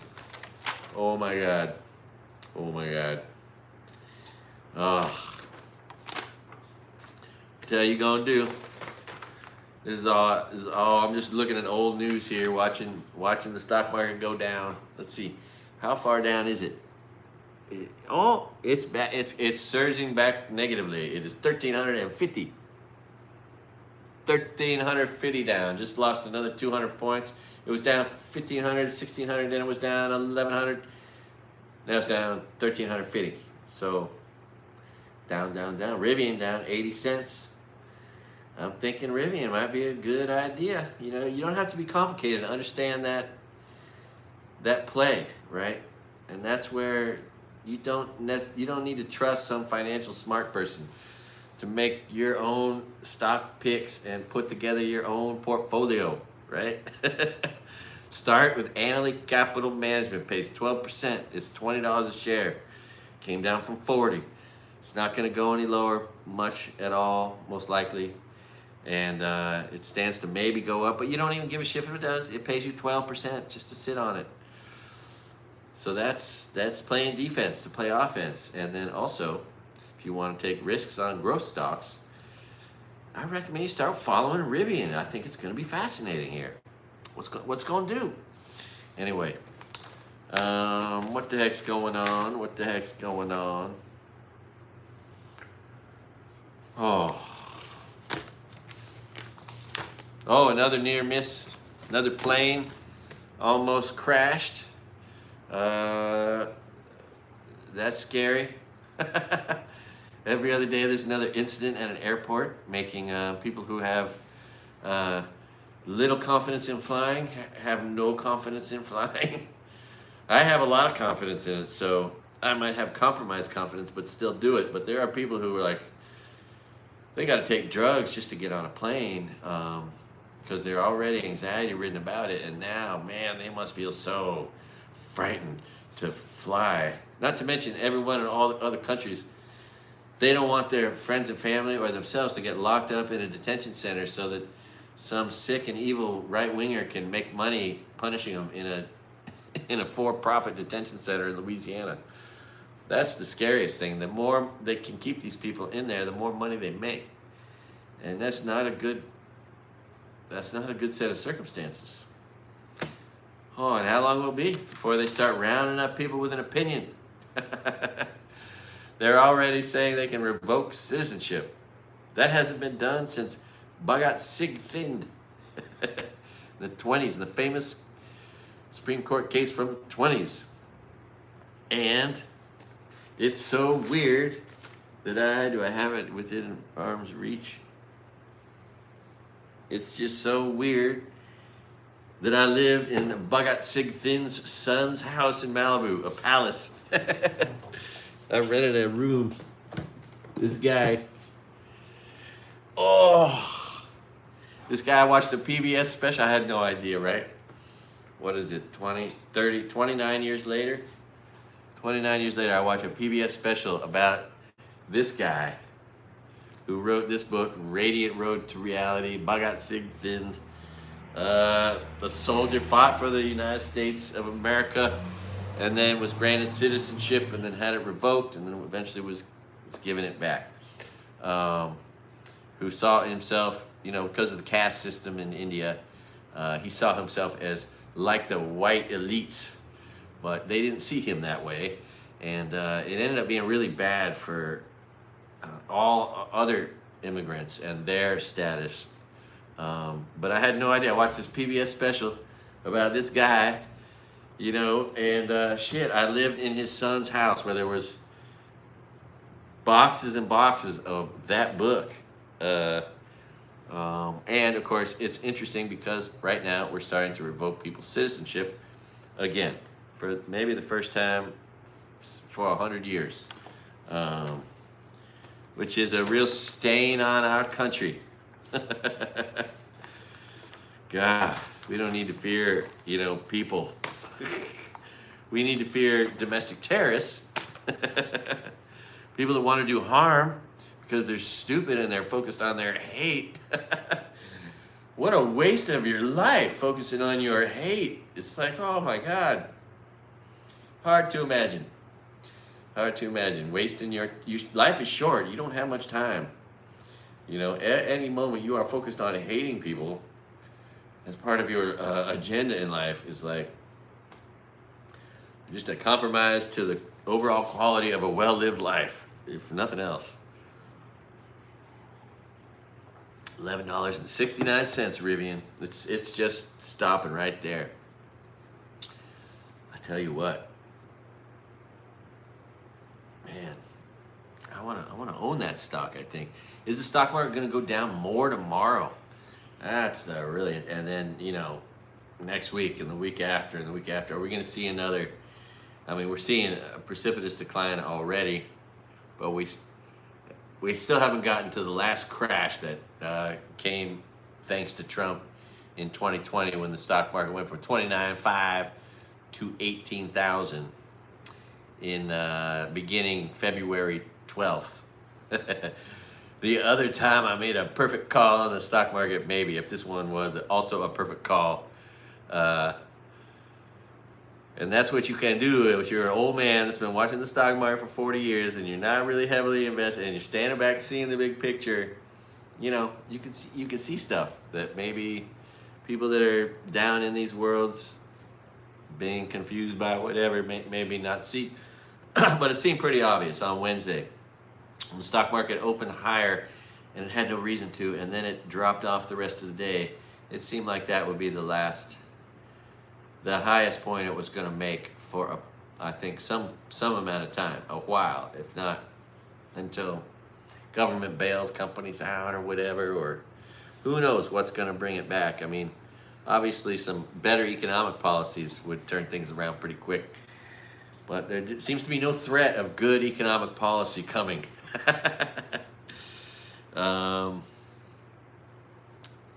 right, look at that. We got a few people here. We got a few people there. I don't know how many people are watching on Facebook, but I got we just went from 6 to 4. I got 4 people watching over here. I got 1 over here for sure. Oh yeah, this is Blue Collar. This is Blue Collar Live Television, Blue Collar YouTube.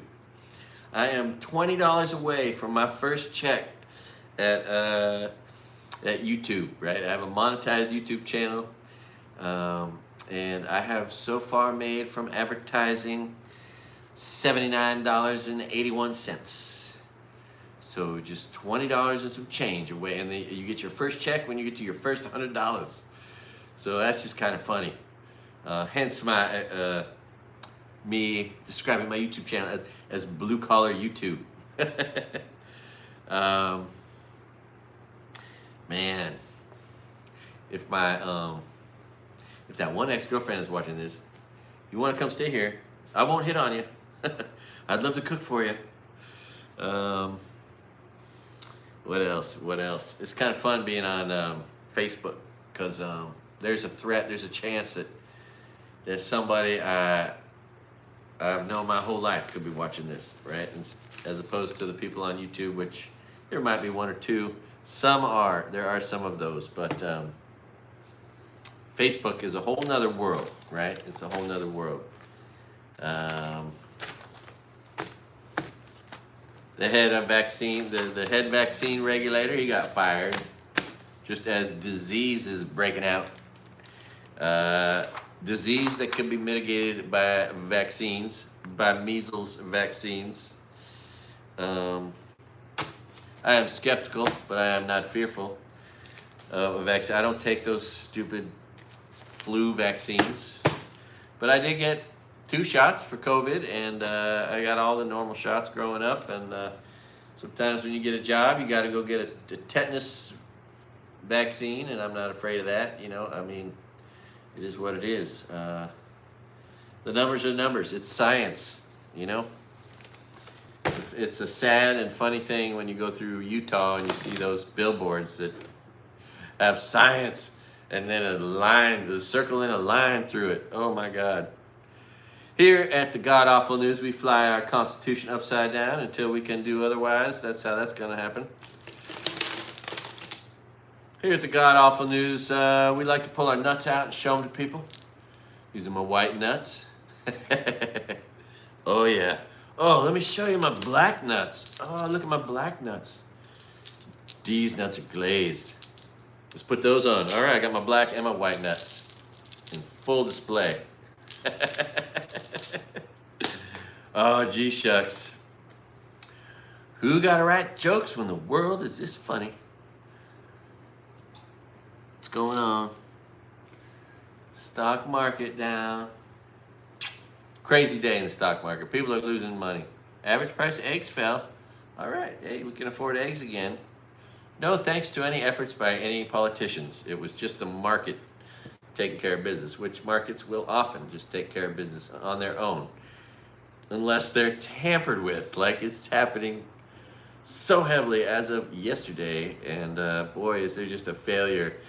But it's great now that, I mean, everybody interviewed in the media, mainstream, off-stream media, everyone who's got a degree in finance and economics and business, all that is just finally waking up, because they all had to take an econ course as to the reality, and they're capitulating to it, and they're saying, oh yeah, we got problems, and the stock market looks bad, and the future looks bad. And there's two things that drive the stock market, right?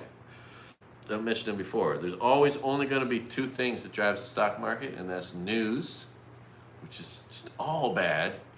Hence the name of this show, The God Awful News, and numbers. And the numbers are just, we don't even know about the numbers. You know, the lack of sales from yesterday and last week and 2 weeks ago. You know, these quarterly sales reports and revenues are just going to start missing targets, and it's going to be one set of bad numbers after one set of bad news in a cycle of that. And you know, it's good to be expecting that. If you don't expect it, you wouldn't know what to do with your money. But if you know it's going to happen, you can make smarter decisions and protect it. Big part of making money in Wall Street is not losing it, right? Sure, making money is a real nice luxury, but not losing your money is another good approach, which is why diversification is the way to go, right?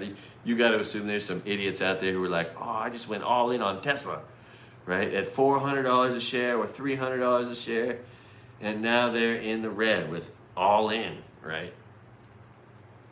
Never, ever have all your eggs in one basket, right? Like everyone who lost all their money with Enron or tech stocks.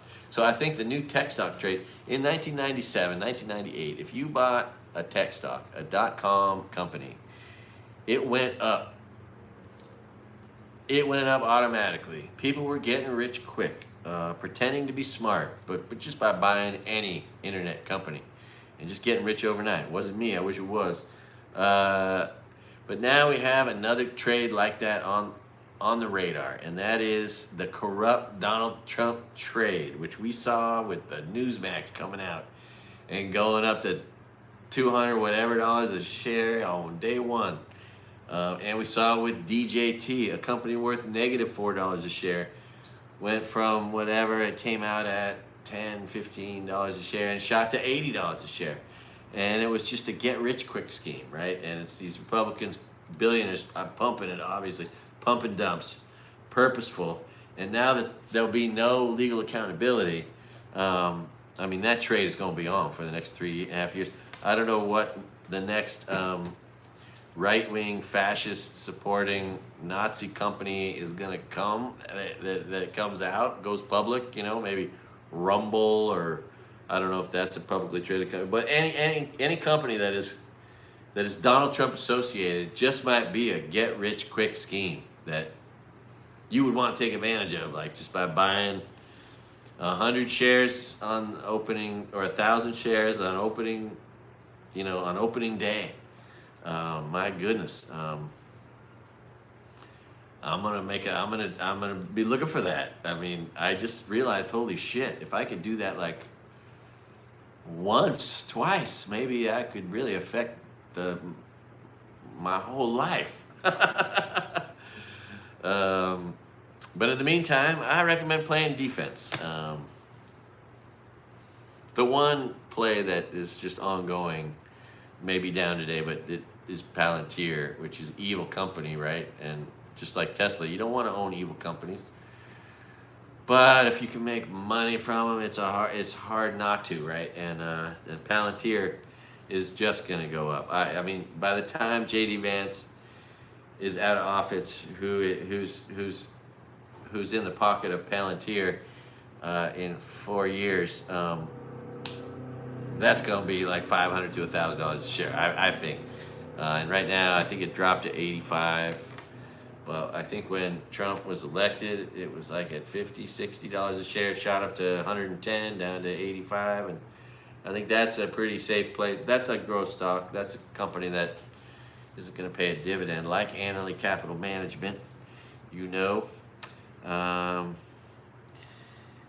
Capital Management is my favorite stock. I've been watching it for 25 years, and it's only done one thing, and that's remain stable and pay 12% or 13%. So,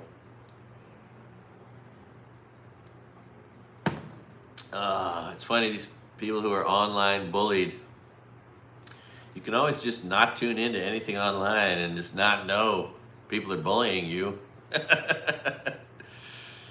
And now that everyone knows what's going on, they're being tracked. You know, there's a reason to leave your phone just at home, just so people can't track every move you make, everywhere you go, all the time.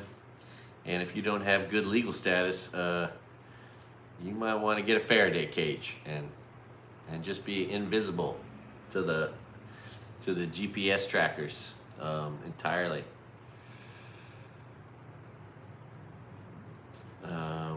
Interesting.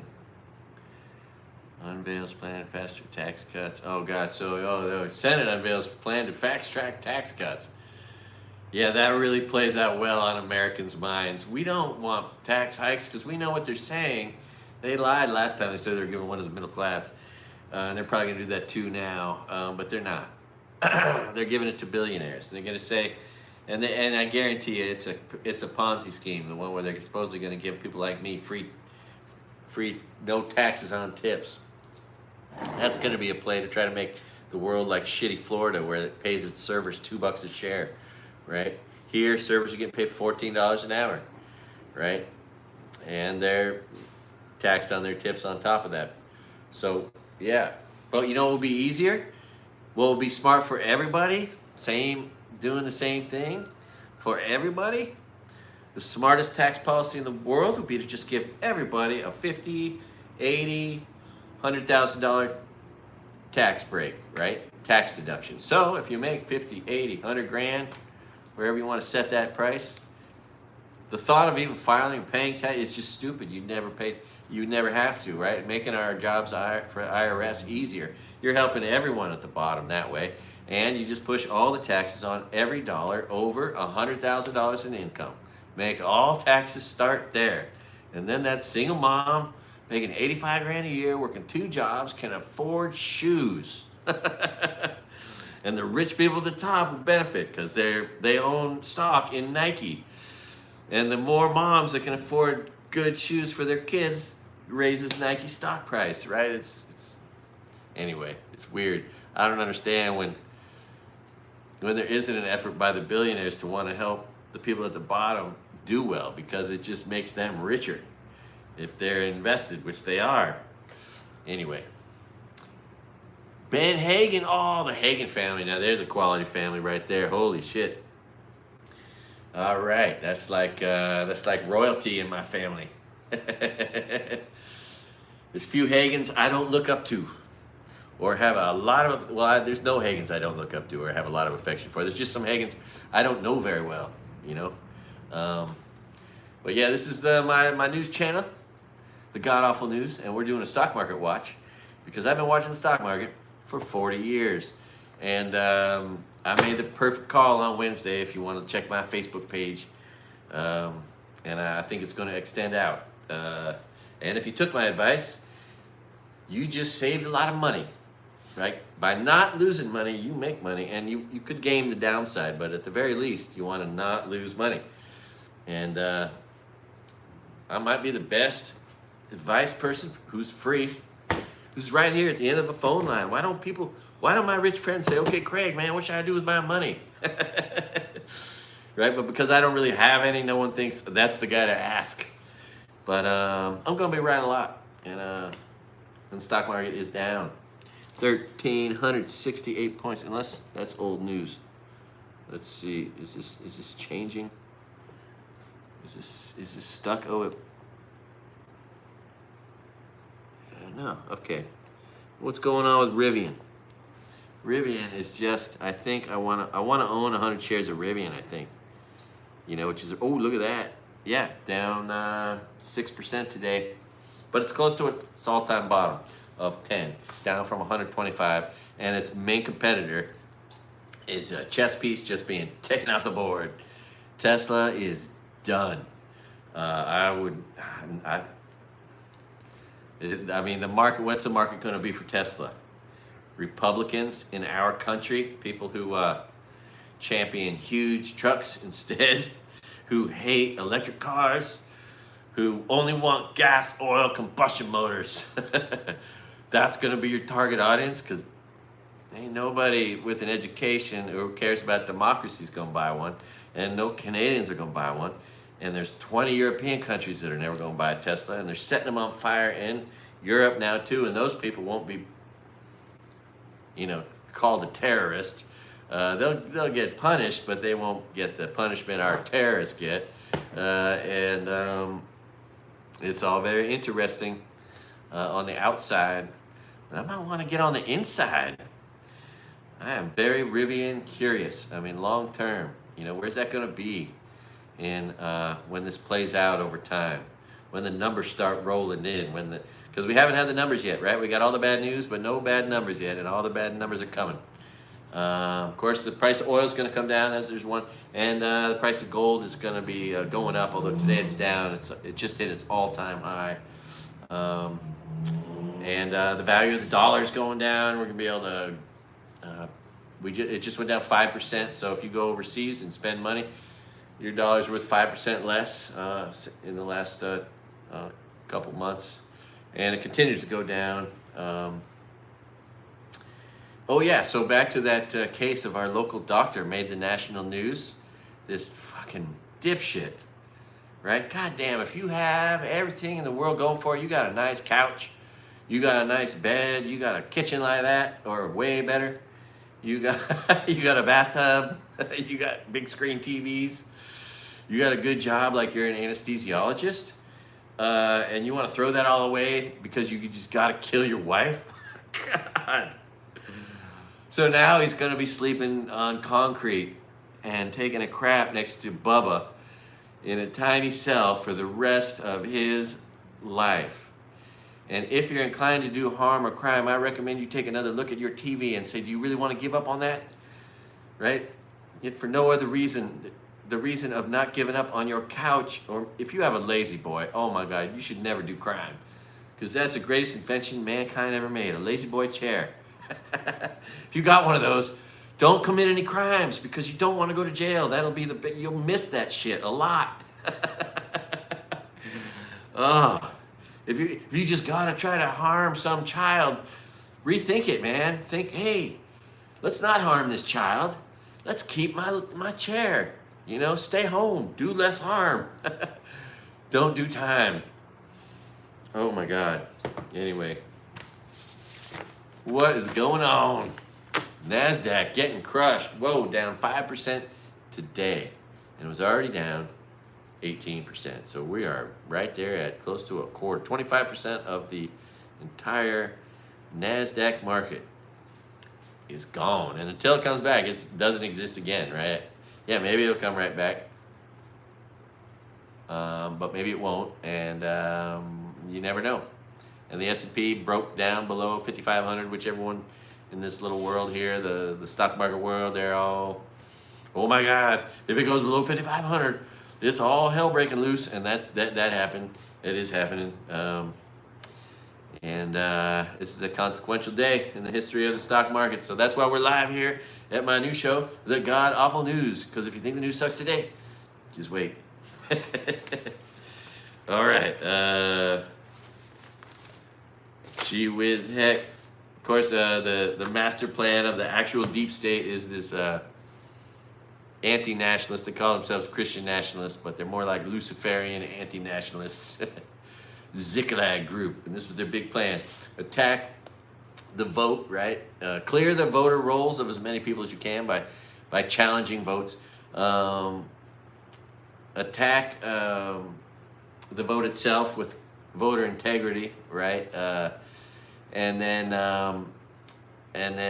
distract everybody by attacking marginalized communities like trans community It's just the first of many, you know, who we need to stand up for, because that's going to be me next. Anybody just speaking out is going to be just as bad as someone in the trans community. They're going to have to lock me up, or take away my rights. Oh my God. And so it goes. Here we are. This is where we are. About 73 days into it. And if you drink Moosehead beer, you know they're selling 1,461 Mooseheads in a crate, one for every day of Donald Trump's time in office, in case you need a little medicine for the next 4 years. If you haven't seen the presidential pack that Moosehead's selling, it's pretty funny. It's pretty funny. And my goodness. 3 more years from now, Caroline Levitt will be half the age of her husband. Oh, she's gross. Oh, and this lust to inflict pain and harm on Venezuelan immigrants, even when they're innocent, to double down and be accusatory, right? Which is the scariest thing if you're one of these people, right? Imagine, like, from the moment you were apprehended and the presumption of your guilt existed, then every person who dealt with you was presuming you're guilty. And you were like, but I'm not guilty. I'm just a hairdresser, or I'm just a father, or, you know, I'm working 60 hours a week. I got a kid at home with special needs. I got I got protected status. I'm a professional Venezuelan soccer player that's on protected status. Oh, no. She dealt with it. No, these people, they were criminals. And they're like, and we can't take them back. I mean, it is just the most un-American, scariest shit anyone has ever seen. And so wrong. And yeah, that Ziklag group, they are dangerous. Democracy Now!, Amy Goodman did a really good story. I showed it in one of my god-awful news episodes, the whole 12 minutes of it, because they laid out, and this was before the election, everything they were doing. And in retrospect, they succeeded at doing everything they wanted to do to manipulate this election and our country and the politics. Project 2025, Nazi Manifesto, and oh God, and then the Heritage Foundation and Federalist Society and the Claremont Institute are just evil fuckers. Evil fuckers. I just can't imagine having a vested interest in destroying my country. But they all are working so hard at it. So hard.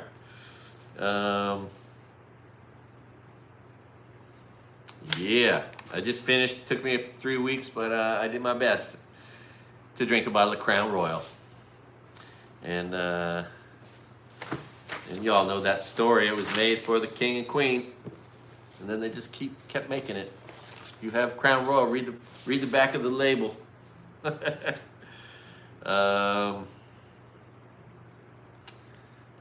then the part where these weak,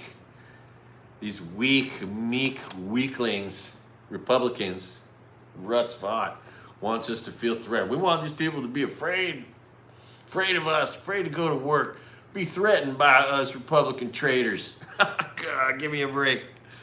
Yeah, ain't nobody afraid of you, Russ Vought. Oh, all these incels. It's sad. It's sad. Meanwhile, in Hawaii, everyone is brown skinned and has a shit ton of tattoos. So to these racist fuckers from ICE and DEA, everyone they see is going to look like someone they want to lock up. So that's weird because, you know, it seemed like we moved past that point where tattoos meant you were a criminal. Like when the Ritz-Carlton started hiring people with a full sleeve, things changed. But now all of a sudden it's like 1955, and if you got tattoos, well, you must either been in the military or criminal, right? And so if you're a criminal, then we gotta lock you up because you got tattoos. And oh my God, it is just scary shit. And thank you for, this is therapy for me right here. Sweet. Oh man, I love all these people watching. I'm gonna, it's gonna be weird. I gotta figure out how to not look at 2 cameras maybe, and do a better job. But anyway, this is the first time I've done a dual broadcast. Good times. Had my all here at All Good Things in All Good Time, which is my YouTube channel. Um, and it is a little funny. I got to get one more friend. It's probably not good luck to have 666 friends on Facebook. Which is where I happen to be right now. Oh man. Little Dick Johnson, he gets meeker and weaker every day, the Speaker of the House. Oh, Kevin McCarthy out there, the biggest douchebag from the shittiest city in the country, Bakersfield. He's looking for time in the news. He wants his face to be seen. Murder charges, stabbing death in high school, Jesus. But hey, good thing that kid who killed someone with a knife didn't have a gun, because it would have been a lot worse. Would have been a lot worse. I think we should just eliminate the sale of all, if not pause selling new guns for a while, and then when we bring them back, we should only sell revolvers, shotguns, bolt action. You know, have a high velocity, gnarly cartridge bullet, right, in a gun that is bolt action. I'd love to see a mass shooter. Oh yeah, hey, thank you, Mr. Seiden, for this financial support after I lost everything. That is, appreciate you. I think, yeah, you're the one, right? I think. Paige's friend, the one who taught me that IPA, you and your wife taught me that IPA has polyphenols and it's good for you. I think that's who that is.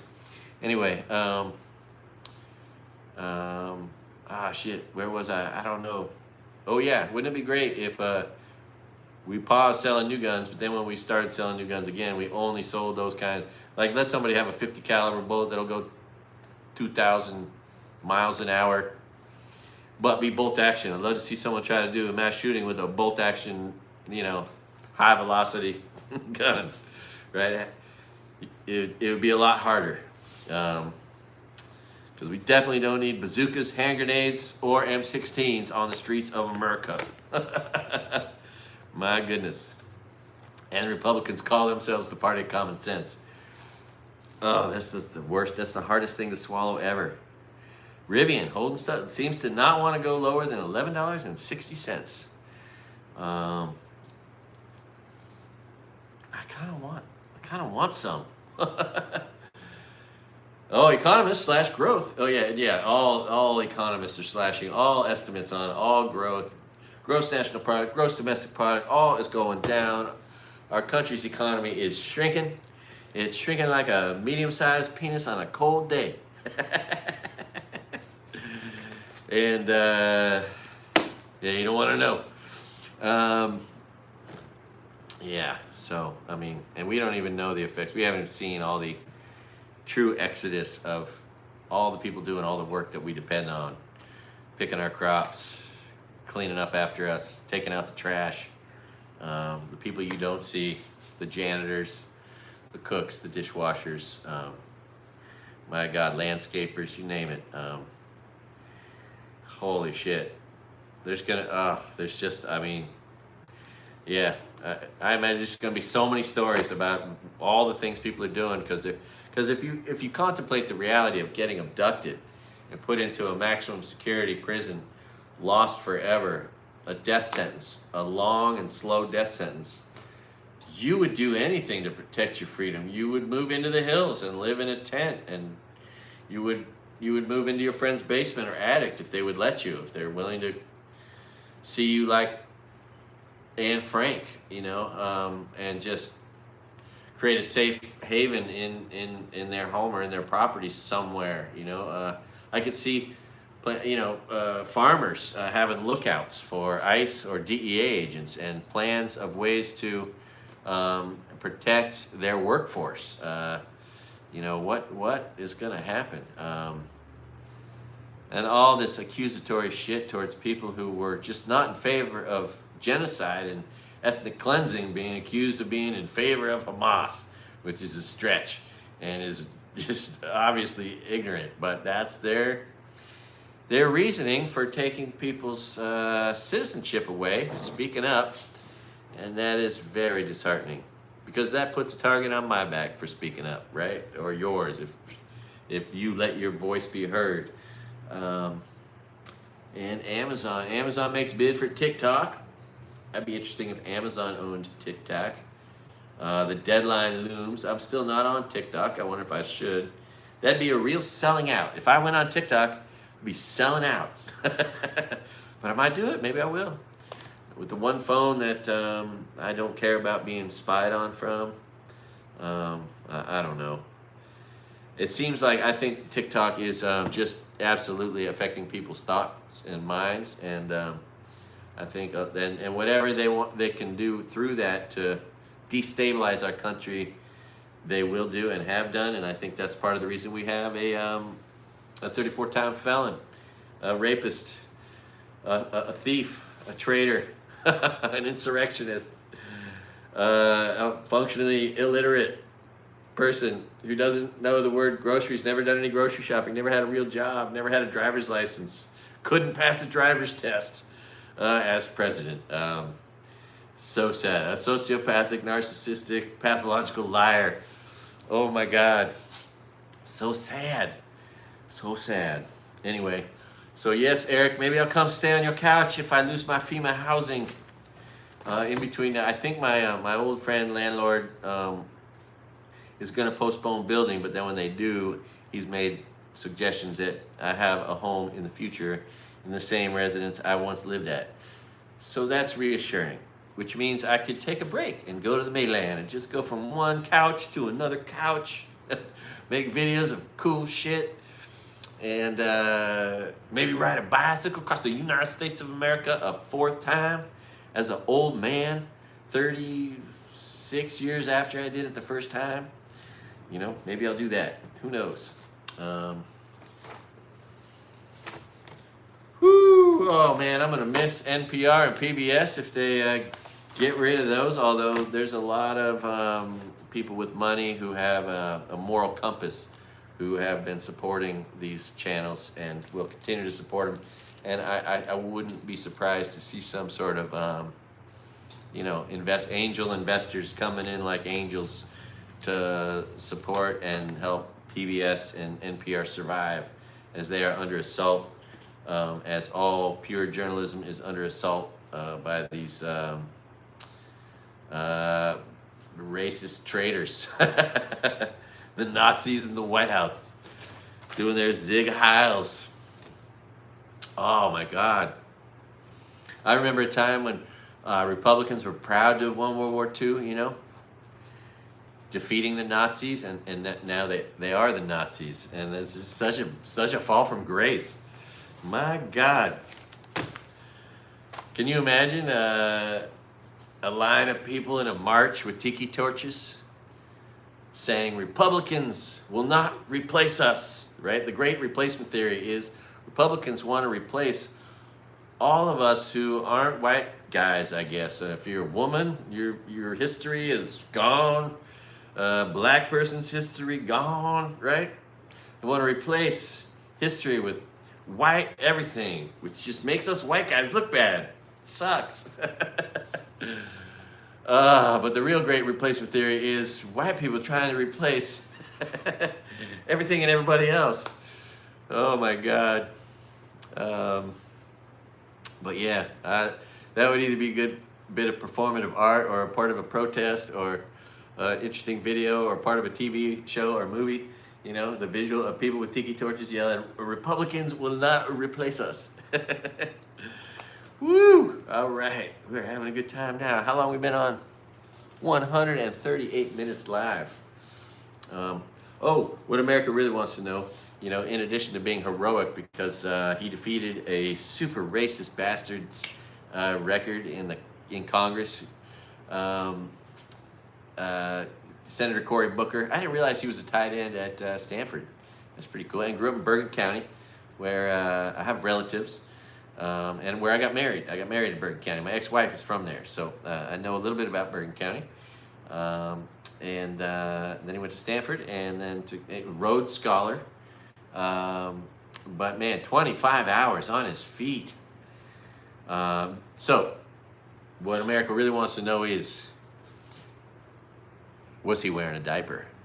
Right? I mean, someone needs to ask him that question. I don't think it's a bad question to ask. It doesn't. It's not. It shouldn't be an embarrassing question to answer, even if you were, because it might have been a necessary thing to stay in one place for 25 hours. I mean, how do you go 20?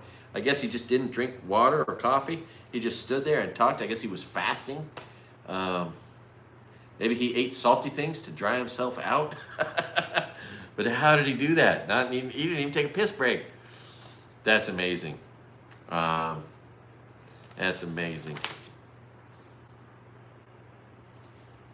The heck you gonna do? I wonder, should I? So this is something I still haven't heard anybody, right? And this is crazy. Where is it? The list. I have a list of all the companies. If you haven't seen it, there's a list of all the companies that supported funding Project 2025, the Nazi manifesto that is being rolled out. All of the Nazi plans. And so there's this video out there called "Tell the Truth with Sonny," called the Project 2025 donors is on it, and it's had about, I think, about 1.5 million views. But this woman goes through the list of all the Project 2025 donors, the people who donated to the destruction of our country, as well described by that guy from Yale, who is moving out of the country. And we're hearing more and more of that, more and more of our wonderful fellow citizens who are scholars and musicians and artists, and some of our best people are moving out of our country because it is not safe, it is scary, and so we're going to probably see some more of that. Yeah, I don't have that list here, I don't think. No, but I've read it several times on my channel, and I think it's good for us to know that, but on Wall Street, they're so fucking stupid. They don't realize there's a fucking list of companies that people are boycotting. Right? The one thing I haven't heard anybody say is, hey, have you checked your exposure to all the companies that have gotten rid of their DEI or that supported Project 2025? Have you checked for your exposure to those companies? Because they are all getting it. They are just getting hosed right now, hosed. And there may be no looking back. Maybe people will forget. There is an argument to be said that people have short memories, but personally, I will never, ever capitulate. I will never forgive anybody trying to make money that donated to the Nazification of the United States of America. To bring back, to turn the Republican Party into the Nazi Party is so egregious. There is no forgiveness for that. So my dollars will never go to these guys, and I will do everything I can to share the fact that there is this list, and it is one to study, to memorize, to know where never to spend it. Because when you spend your money, you're voting. Those are votes for more of and for the success of that company and for more of those products. And you can vote a company down, like Tesla's getting voted down. But I mean, there's a greater story there. Everyone's sitting behind Trump at his inauguration. Everyone that got rid of DEI, Target, Walmart, McDonald's. But McDonald's and Walmart also donated to Project 2025. So they got 2 strikes against them. But I don't hear anybody in the business news talking about that shit.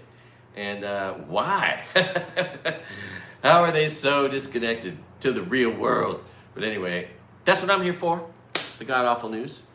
We're going to talk about all of it, but also the stock market and business news, because I have been watching it for 40 years, and I can take complicated business news, understand a good 80-90% of it, and then simplify it and explain it to anybody, like I've been doing my whole life. I've been going to work, in a restaurant where no one is watching business news, and then, sharing explain why the price of oil is going up or down.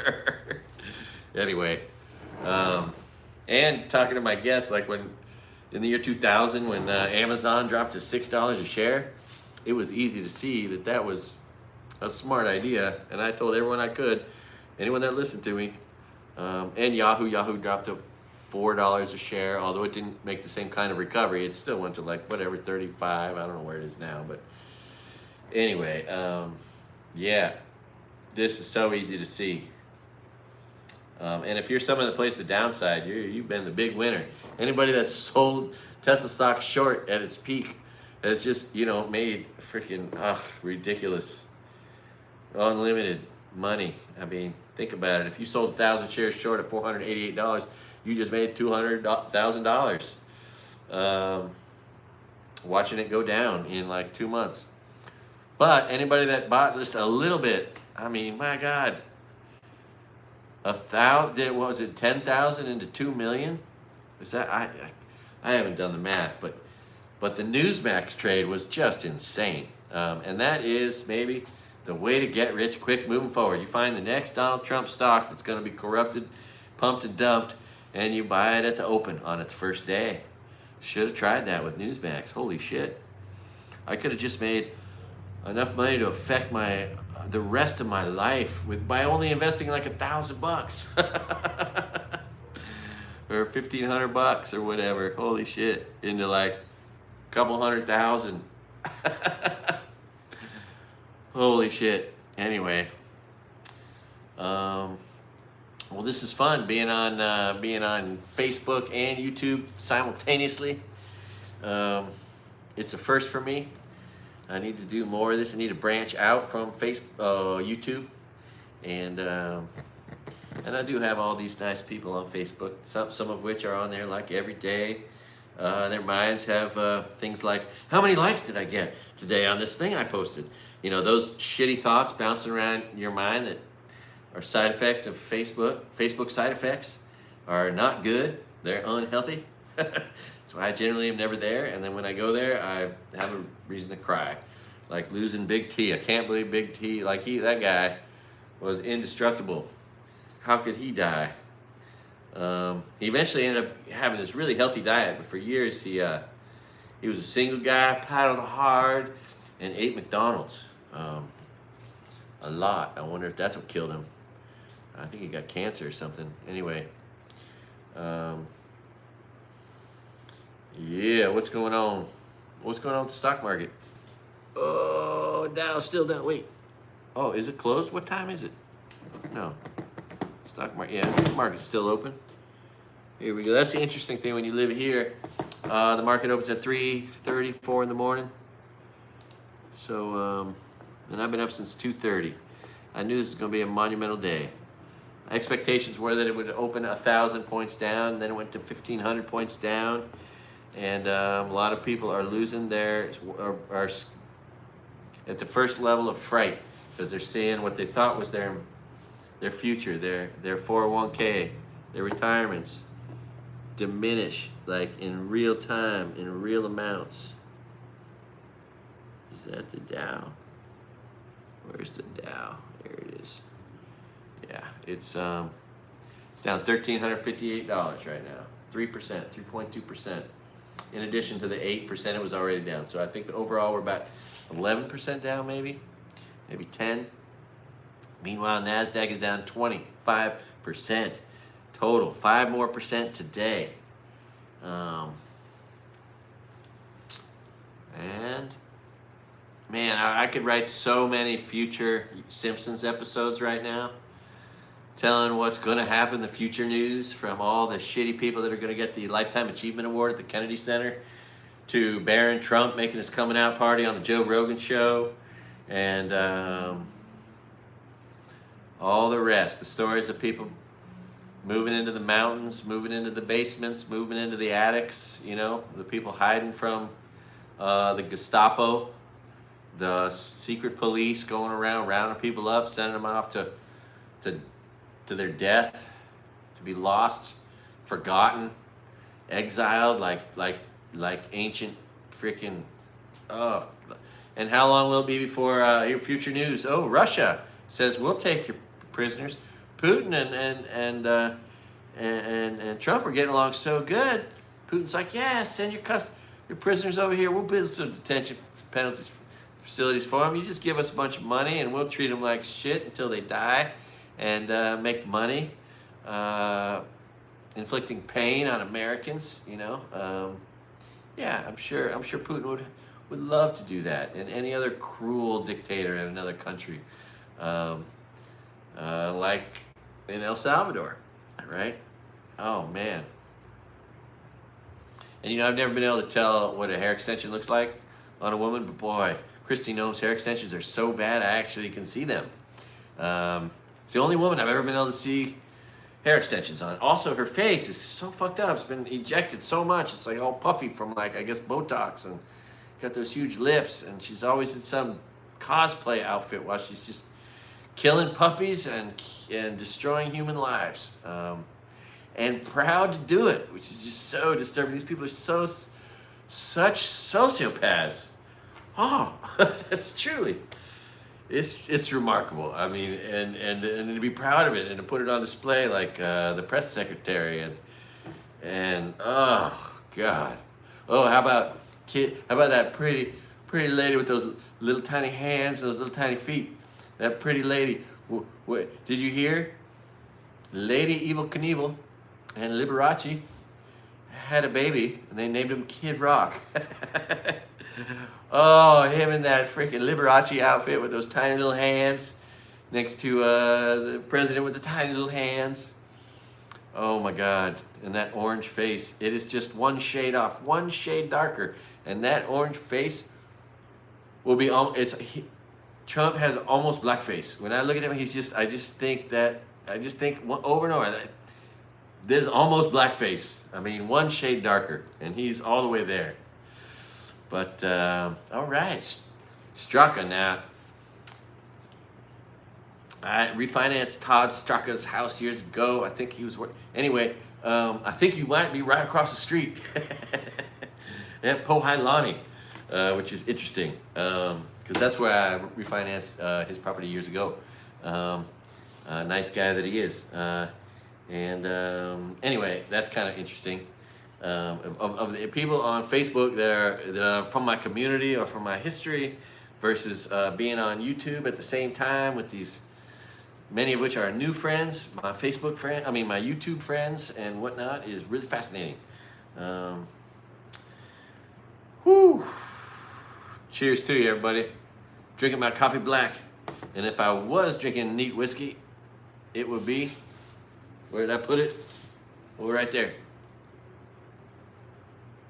Crown Royal. That's right. Tell my friends from Canada that we love you guys. Oh, excuse me. Oh, I can feel my hip. I'm pretty sure that means I'm 56 years old. All right, coffee time.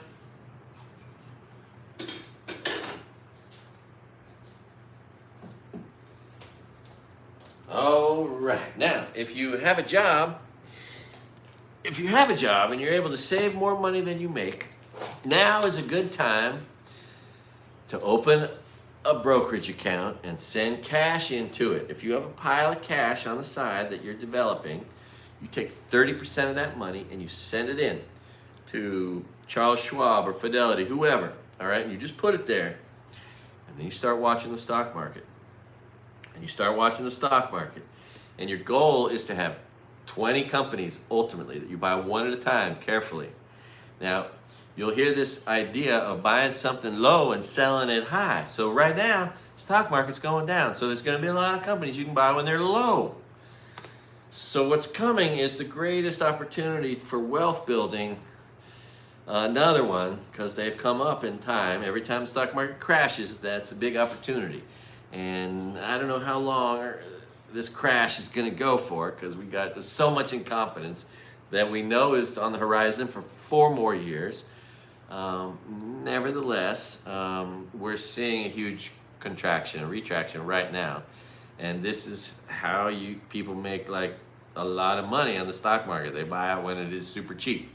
So how low will it go? I don't know. But this is an opportunity to go from somebody who isn't invested in the stock market, who finally does, and who then seems really smart moving forward because you just did it at the right time, right? If you were buying in the stock market when Donald Trump was taking office, when it was at 45,000, you just lost a lot of money, right? but now it's getting cheaper. And so your goal is to, one at a time, slowly build a portfolio of 20 companies, just like Warren Buffett did, with 30% of your money. If one of those companies goes out of business, if one of them's Tesla, who cares? It's only 1.5% of all your money. So that's just a really good, simple, easy way to get in carefully and without putting any risk on, really. And then what you want to do within that realm is decide, your risk thresholds and how you want to do it. But what I suggest is 16 out of those 20 stocks be dividend payers, more than 2%. Starting with Annaly Capital Management, your first stock pays 12%. It's super stable. And after you buy that stock, you know, oh shit, I got more money in my account to buy more stock with because it's paying me 12%. All right, and so those are real estate investment trusts, and they're going to fare well in this market, probably better than most. They've already had their legs taken out from them, and they haven't come back from it.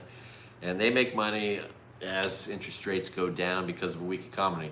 So, but also just what do you wear? What kind of shoes you wear? What are you driving? Learn about companies slowly but surely. Buy one company at a time till you got 20 companies.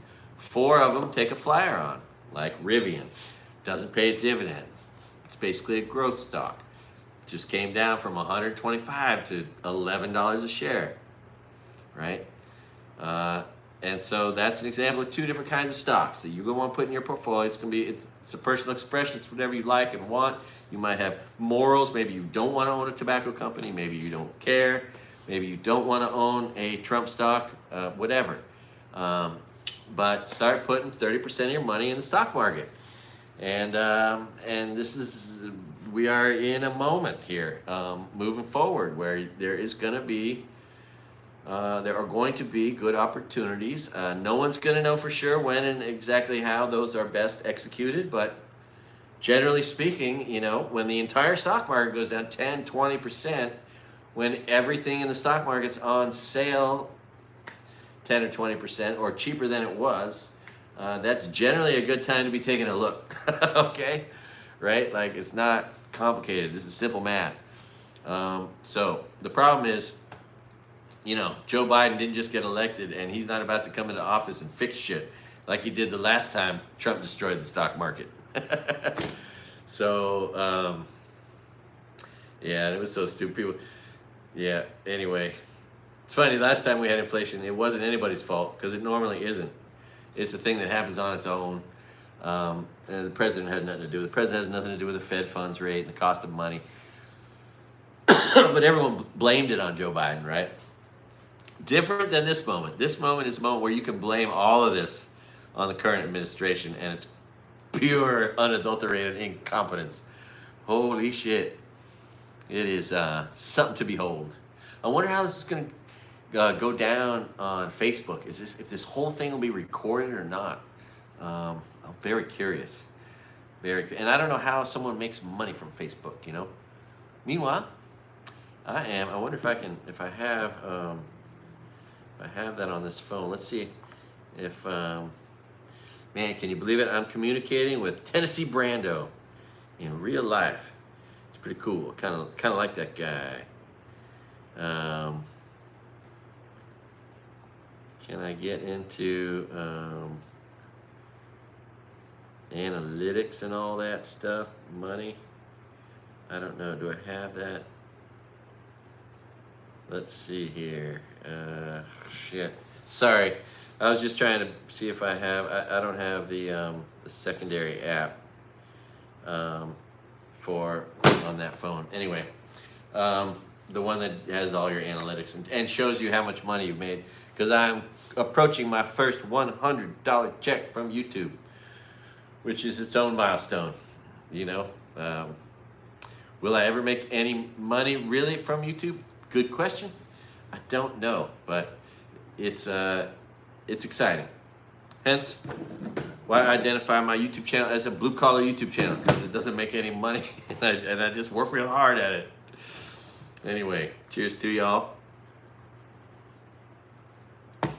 It's a gorgeous day. A little bit of fog in the air, some haze.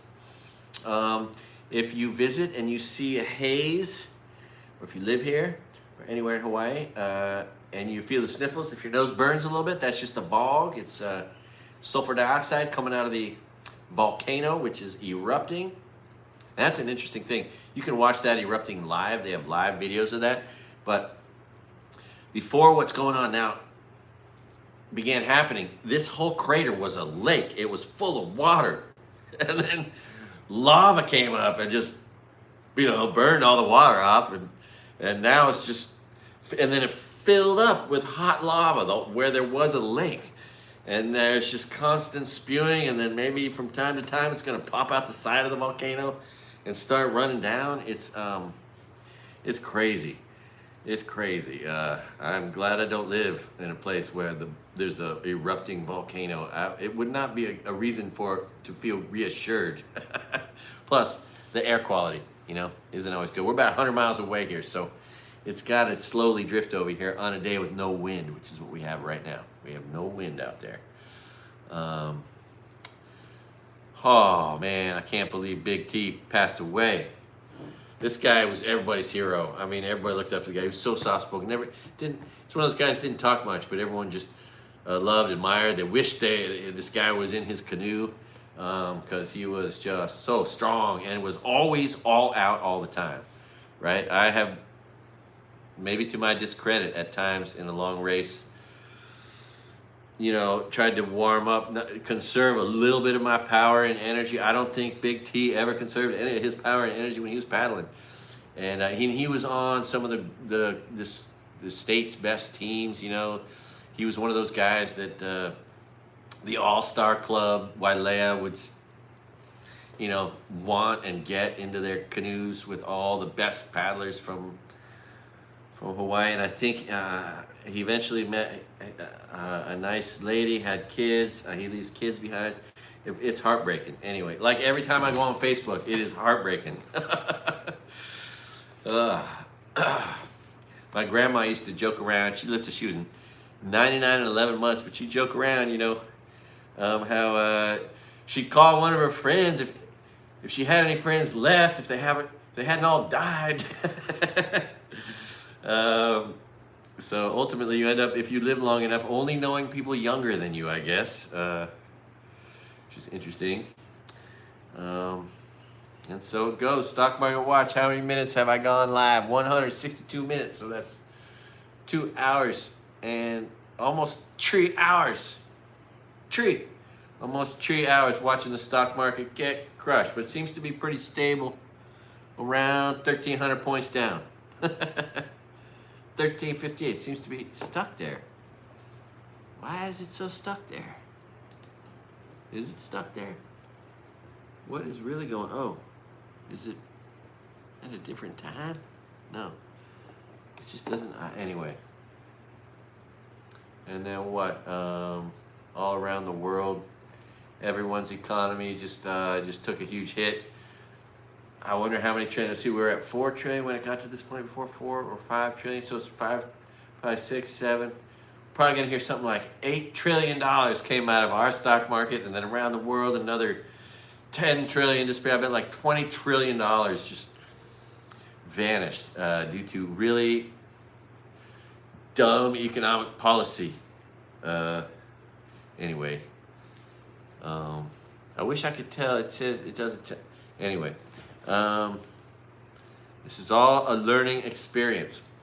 I am in class right now. I'm in a media class, and this is also homework for my media class, the production of this. So I'm gonna hopefully get an A in this class because I'm doing this. So I got that going for me. But yeah, shoots. Ain't got no job. I ain't got no place to live. Although I'm lucky to be here for now. This is running out. And,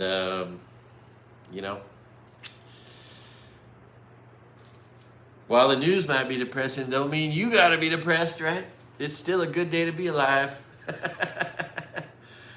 Woo! And then it's interesting, there are people, lots of them, that just don't know anything about the news. They're not paying attention to any current events. And it's gonna be really interesting to see how the effects of what's going on in the news affects everyone in the real world, and how the people who aren't informed are going to go, holy shit, shit's starting to happen that I don't understand because I haven't been paying attention. in my class, the instructor asked everybody, like, can you tell me about a news story from last year? And not one kid in my class had one kid said, wasn't there an election last year, maybe? And that was it. Like, no one knew one story from the news, not even like Puff Daddy, to say the least. Like, they couldn't come up with and there was a lot of news that happened last year, including this whole election and everything related to it. So yeah, that's there are many reasons I enjoy doing this, but one of them is just in case one of these stupid, uninformed people like are in all my classes, whom I love. I mean, they're not stupid; they're just uninformed and therefore ignorant of what's happening. But they choose to do that. They have no interest in finding out what's going on in the world, and I'm surprised by that. Oh, there's this hottie on NBC News. I think I interviewed with her when she came here. I know this lady from, I walked the Maui Marathon with this lady who is in the news and who sometimes fills in on various news channels.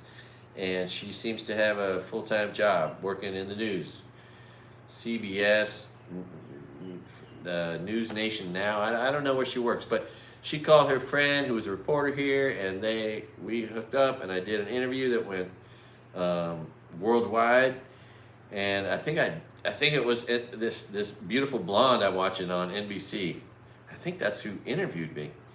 And of course that would make sense if you're the beautiful blonde who's doing great in the news department, right? There's a story in Maui.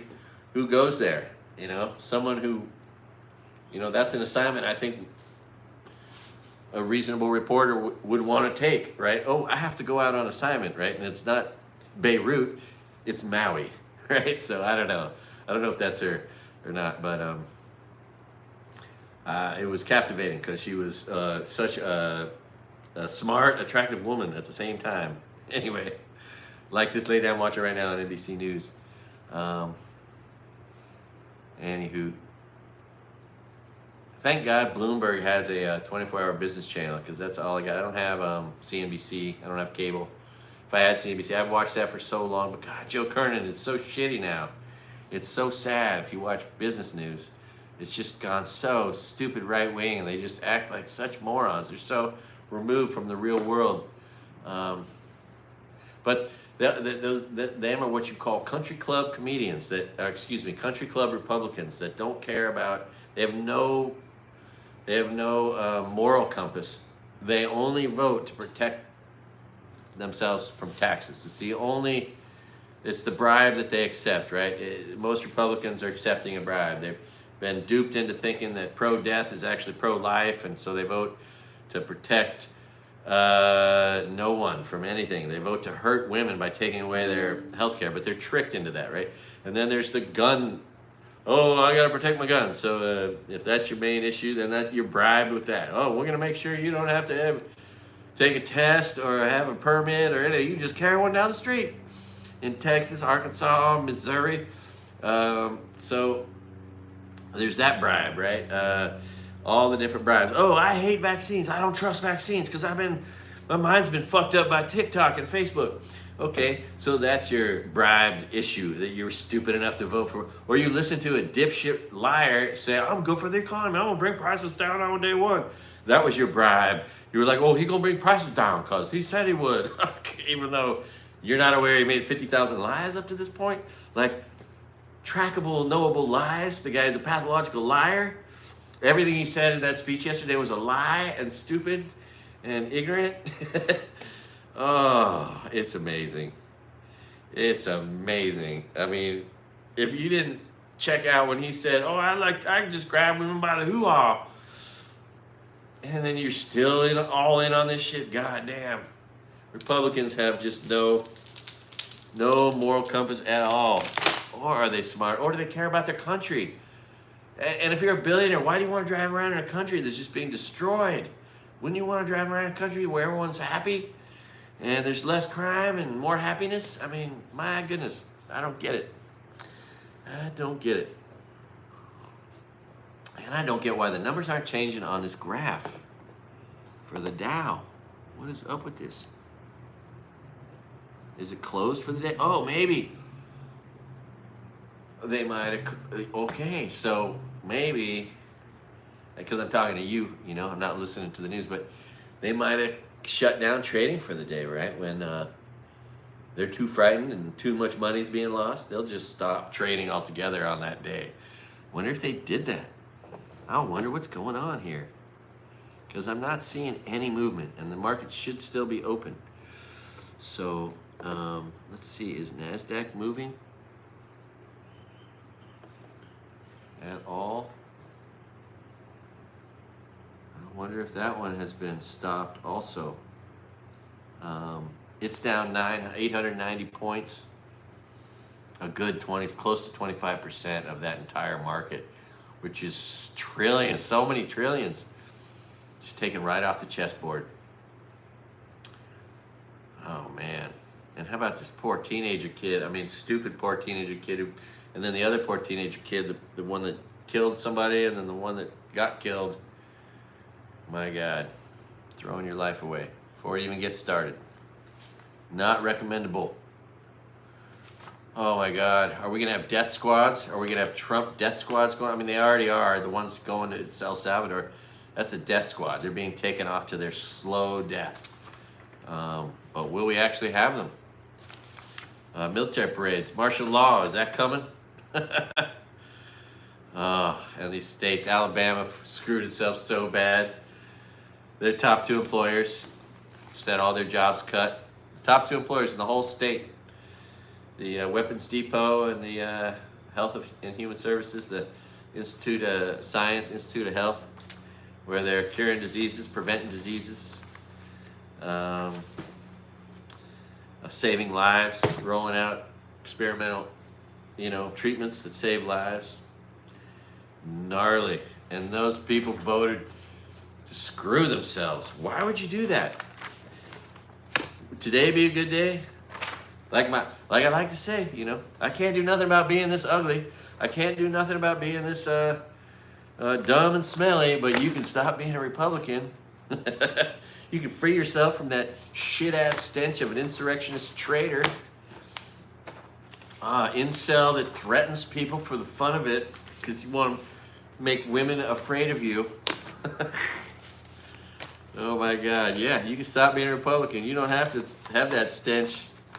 You can get you can get all your decent people friends back. Oh my God. Whew. Oh, and yeah, the drug addicts. Musk is on ketamine. What drug is Cash Yap Patel on? Holy shit, is that just Adderall? Or is he doing cocaine? Because it's one of the two. It's probably prescription Adderall. We all know that the White House, when Trump was in office, was just, the doctors were just giving out all the drugs that Don Jr. could take. And so maybe Cash Yap Patel has access to all the drugs he could want, and he's just fucking jagged now. Or is he doing cocaine? Because it could be cocaine. He looked like he was on cocaine. Like he had just done a huge rail or been smoking crack before that last meeting where his eyes were all bugged out. But maybe he's just on large, copious amounts of pure methamphetamine, pharmaceutical grade meth. Whew, I tell you what. I talked to some Canadians down here yesterday. It's so sad how we're compromising our friendship with them. Makes no sense. But if you're a narcissistic, sociopathic, pathological liar, what you do won't make sense to anybody that isn't one. Or stupid enough to believe your lies. And speaking to the stupid lies, these stupid lying Republicans, hypocrites, on non-secured channels, email servers, all worried about Hillary Clinton. It's all Hillary's fault that they're lying to us about communicating on Signal so that they won't be subject to FISA requests, because everything they're doing is a corruption, is against the law, is dangerous, and easily compromised by foreigners, which might be the whole point, right? They've created a space where Russia can listen in, and wonder how much they get paid for that. You know, Tim Pool's getting paid $100 grand a week to put up some propaganda. Who knows? And how about those dinners at Mar-a-Lago, right? You can get dinner and a dessert for $5 million. Or you can get dinner and a top secret document for $25 million. How much access to top secret documents are all those guys at Mar-a-Lago now getting? You know, probably so much. It's got to be. So NASDAQ seems to be stuck here too. What's going on? Did they close? Did markets just stop at whatever time? I don't know. Oh no, it's still, the Dow's still moving over there. Why is my computer not moving it? Oh, there we go. Yeah, it's moving again. Okay. It's down $1,400 today. 3.5% almost. So, and then, yeah, and then NASDAQ, it is just all bad, all bad. S&P 500's getting crushed. There's the NASDAQ. Let's put that up here. Where's that at? Still stuck at 890, 11, 5.06. S&P 500, let's see if it comes up here on Bloomberg. But yeah, the Dow S&P 500 is down 420, 75 points below where everyone said was like the scariest place for the S&P 500, which is Standard & Poor's 500 top biggest stocks put together, right? The Dow is the top 30 stocks. The S&P 500 is the top 500 stocks. The Russell 2000 is 2,000 stocks. The NASDAQ is a bunch of stocks that represent the top. I don't exactly know how many stocks it is, but that's its own stock market separate, and that is the one where there's more digital activity and more companies from the tech world. They all come out. They all roll out into NASDAQ. NASDAQ was the first market that, you know, did all the online trading. It was the computer friendly one at the beginning. It was the one that was all tech, leaned into tech. Yeah, I mean, TikTok has been interesting. Ooh, 170 million users on TikTok. If you can't manipulate people's minds through that, I don't know what you could manipulate it through. I still stay away from it because I don't trust it, but it would be interesting to see if I could get paid on TikTok to add that to my social media portfolio.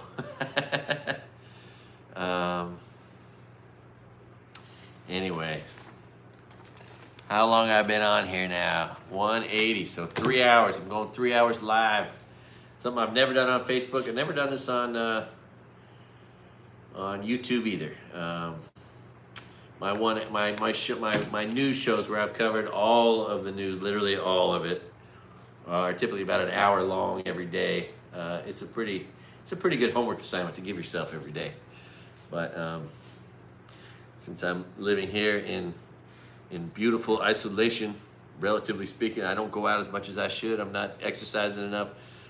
Stay home a lot, but it's also true though that if you don't want to spend money, the smartest thing you can do is not leave your house. As soon as I leave my house, I'm spending money. So I'm in a phase in my life where it does not help me to spend money because I have no income. So yeah, I need to not spend, save, and or just not spend and spend slower, so that my ultimate doom comes much later. And yeah, so it's fun for me to be experiencing this with y'all, and so on and so forth. Tell you what, it's a beautiful day out there. It's calm. There is no wind. The ocean is flat. There's no swell. It's like a 1 foot swell, if that. and it's a gorgeous day. Sun is just coming over. West Maui Mountains behind me. Cheers to you. Man, I'm gonna need a safety meeting pretty soon. That'll probably be the end of my channel, my show today. But this is kind of fun. Kind of fun. And the beginning of me branching out off of just YouTube. Where I have been just losing subscribers because I don't give a shit. I don't tell people to subscribe, hit the bell. I should probably. I tell people if you want to unsubscribe, I don't give a shit. I'm never going to give a shit about likes and numbers like that, and that's not what it's going to preoccupy my brain, which is occupying so many people's brains. The infection of social media thoughts generated. Oh, well, how many likes did my comment get? I wonder who read it. What did they say about it? My post. Oh my God. Anyway, I've been successful at learning to not give a shit, which is really good for me. But nevertheless, I'm going to branch out onto other platforms, I think, and that'll be fun. And when you go live, it just makes it easy because you don't have to do any editing. You don't have to have any memory. And it is social media made easy. It's also a challenge at first, to get your voice and to get your confidence. But, another 50 points down. 1,450. Going towards 1,500 points down. A significant day in the stock market. Last time it was this bad was when Trump was in office, and it dropped 11,000 points. Right after I said it was going to drop 11,000. Well, I didn't say 11. I just said stock market's about to go down, and I picked the actual perfect day to do it. I got lucky. It was February 12th. If you look at history, 2020, February 12th was the peak. The peak of that last stock market when it hit 29.5 and dropped to 18,000, and now it got all the way up under Joe Biden to nearly 45,000 or somewhere around there, and now it's just dropped to 40. Yeah, this is the second time Donald Trump has destroyed our economy, destroyed the stock market. But of course, people weren't smart enough to realize that when he said, "Oh, I'm just going to be good for the economy. And I'm going to lose prices, and price of eggs are going to go down because I'm going to say that because I think people would like me to just say that." So I said it, and then it didn't happen. Oh my God. Lululemon down 30 points today. Nike down 8. Right, Gap down $5, which is a lot when it's at $22 a share. The point is, though, there's going to be companies in this mix. I don't know which ones, but they're still going to have a good future. They're not exposed to the tariffs. They have the same number of sales because the same number of people buying their product exists from one day to the next. However, with the whole stock market, their stock price just went down 20%, and then if they're paying a dividend of 5%, all of a sudden now it's an 8 or 9% dividend. And so those are the companies, if utilities drop a lot or whatever, that's the kind of company. Utilities aren't selling any less energy, right? A pipeline's still pumping the same amount of oil through it. A real estate investment trust still has all the same properties. Anyway, but yeah, I can't believe a local doctor would be dumb. It's just like that guy who just had to assault a girl, a 12-year-old. He was the Maui fire chief. What does the Maui fire chief top dog make? 200 grand a year? The guy had the best fridge, the best kitchen, the best bed, the best chair, and now he's in a jail cell because he just had to assault a 12-year-old. Really? Even if that's what you were thinking you would want to do, can't you just look at your big screen TV and say, you know what? I'm going to choose my big screen TV instead of hurting someone today. Because that makes sense. I want to be the superhero that stops crime by just talking people out of it. Pointing out why it wouldn't be smart. Oh my God. Anyway. So yeah, that made the national news. This horrible guy, he decided he's going to take his wife on a hike and then try to freaking push her off the ledge, and then that didn't work. He tried to smash her to death with a rock, and that didn't work. He had a freaking syringe with drugs in it. He's an anesthesiologist. He was gonna try to kill her with a syringe, and then two ladies came up the trail and were like, "We see you," and thank God for them, and he ran. Thank God he didn't finish the job, and now she's testifying about it, and it is insane. That's something. Think about it.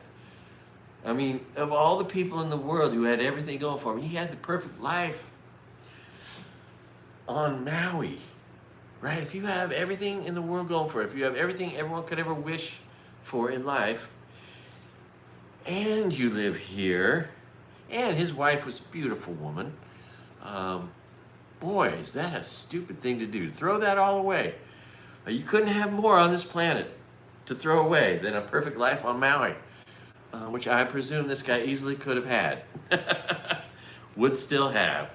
If he hadn't decided he'd kill his wife. Oh my God, wouldn't divorce be a better option? Oh my God. Oh, it's so sad. But yeah, that's one of the 6 things that'll ruin your life, right? 7 things that'll kill you, right? That you should avoid. The wrong relationships, arguably, right? I'm super happy to be single. Oh my God, not being with a Republican woman, it makes me so happy to be single. Will she kill me in her sleep? And of course, we're going to find out that this guy that tried to kill his wife, he was a Trump supporter for sure. Oh my God, so there's 7 things that could kill you. You want to have a good life, you want to hedge your bet, you want to play the odds, right? Avoid the wrong relationships. How many people you know? I know 2 guys who are dead probably because they committed suicide because they were in the wrong relationship. Maybe 3. Then, of course, in the news, we just saw one today. The guy. How many people have tried to kill their spouse because I guess, arguably, they were in the wrong relationship, right? So, yeah, wrong relationships. One of the things to avoid so you don't die. Number 2, if you know anybody with violent tendencies, don't spend time with them, ever. Anybody who brags about beating people up is eventually going to beat you up. Ladies, listen to me. If you think a guy is going to protect you because he's so tough because he can beat up some other man, yeah, he's going to eventually beat you up if that's his thing. If he's a big, strong guy who's the sweetest man on earth who's never touched a fly, okay, cool. That's what you want. The guy who would never fight anybody. All right, so violent people, the wrong relationships. Putting anything up your nose. Don't put anything up your nose. That'll kill you. In my day, there was cocaine that would not kill you. It was a recreational drug back then. Now it's a Russian roulette drug. Fentanyl, the presence of fentanyl in the world makes it so you cannot put nothing up your nose. So don't put nothing up your nose because it'll kill you. Okay, gambling will kill you. Don't gamble. All right? DraftKings, sports betting, lottery tickets, it'll kill you. I went to the Thunder Valley Casino, talking to the manager, telling me that story about the guy that lost everything, had the penthouse upstairs, jumped off the roof, landed on the transformer, knocked out the power for the whole casino because he killed himself because he was gambling. Don't gamble, right? Another reason not to die because you're not gambling. Wear condoms. The Republican Party just decided to spread AIDS. 2,000 cases a day extra in the world, right? So, good time to start being afraid of AIDS again and start wearing condoms. With disease spreading across America, venereal disease will be part of that portfolio, and condoms. The only way you can really have fun, and take it from me, I've done this. I've walked home after a one-night stand, maybe 5 miles, with a huge smile on my face because I knew I just had a one-night stand wearing a condom and I don't have a disease or an extra baby that's going to come up somewhere, right? So, condoms, okay. What else going to protect you from dying? Not getting drunk in the first place, but if you get drunk, don't drive. Driving drunk will kill you, okay? Right? Duh. Anyway, there are things to avoid so that you don't kill yourself. Live, 3 hours, 6 minutes. Yeah, it's a long live broadcast. Anyway, that's all the advice I like to give. I feel like I'm forgetting one. Wait, let's see. Oh, popping pills. I'll kill you. Don't pop pills. If you think it's a good time to take a pill, stop thinking that. All right? There's only one drug in the world. It's not even a drug. It's really just medicine that won't kill you, and that's weed. Maybe the occasional mushroom trip. And if you like mushrooms, and you take some and you forget to leave your house, just go to my channel and watch the ocean for 12 hours. I have 12-hour videos of just the ocean. And that's a safe space for you if you took some psychedelics and they started coming on before you got out into nature. Oh, all right. Good times. I tell you what, we're having fun now. Oh, now I still don't know how to edit videos, but that's going to come soon. And I'm going to get out there today to honor my friend's passing, and which means I'll be out here in the ocean in front of you. There'll be a camera on the ocean, but I'm going to put a GoPro on my forehead, and maybe I can get up close to some humpback whales, which will scare the shit out of me. But maybe I'll get some kick-ass footage and put that on my YouTube channel, All Good Things and All Good Time, where I'm losing subscribers every day with my unabridged opinions. I'm not afraid to say what I think, to think what I say. The truth is easy, you know? I don't gotta remember the truth. Man, how hard is it to be a freaking Republican? Trying to remember all those lies all the time. It's gotta be hard.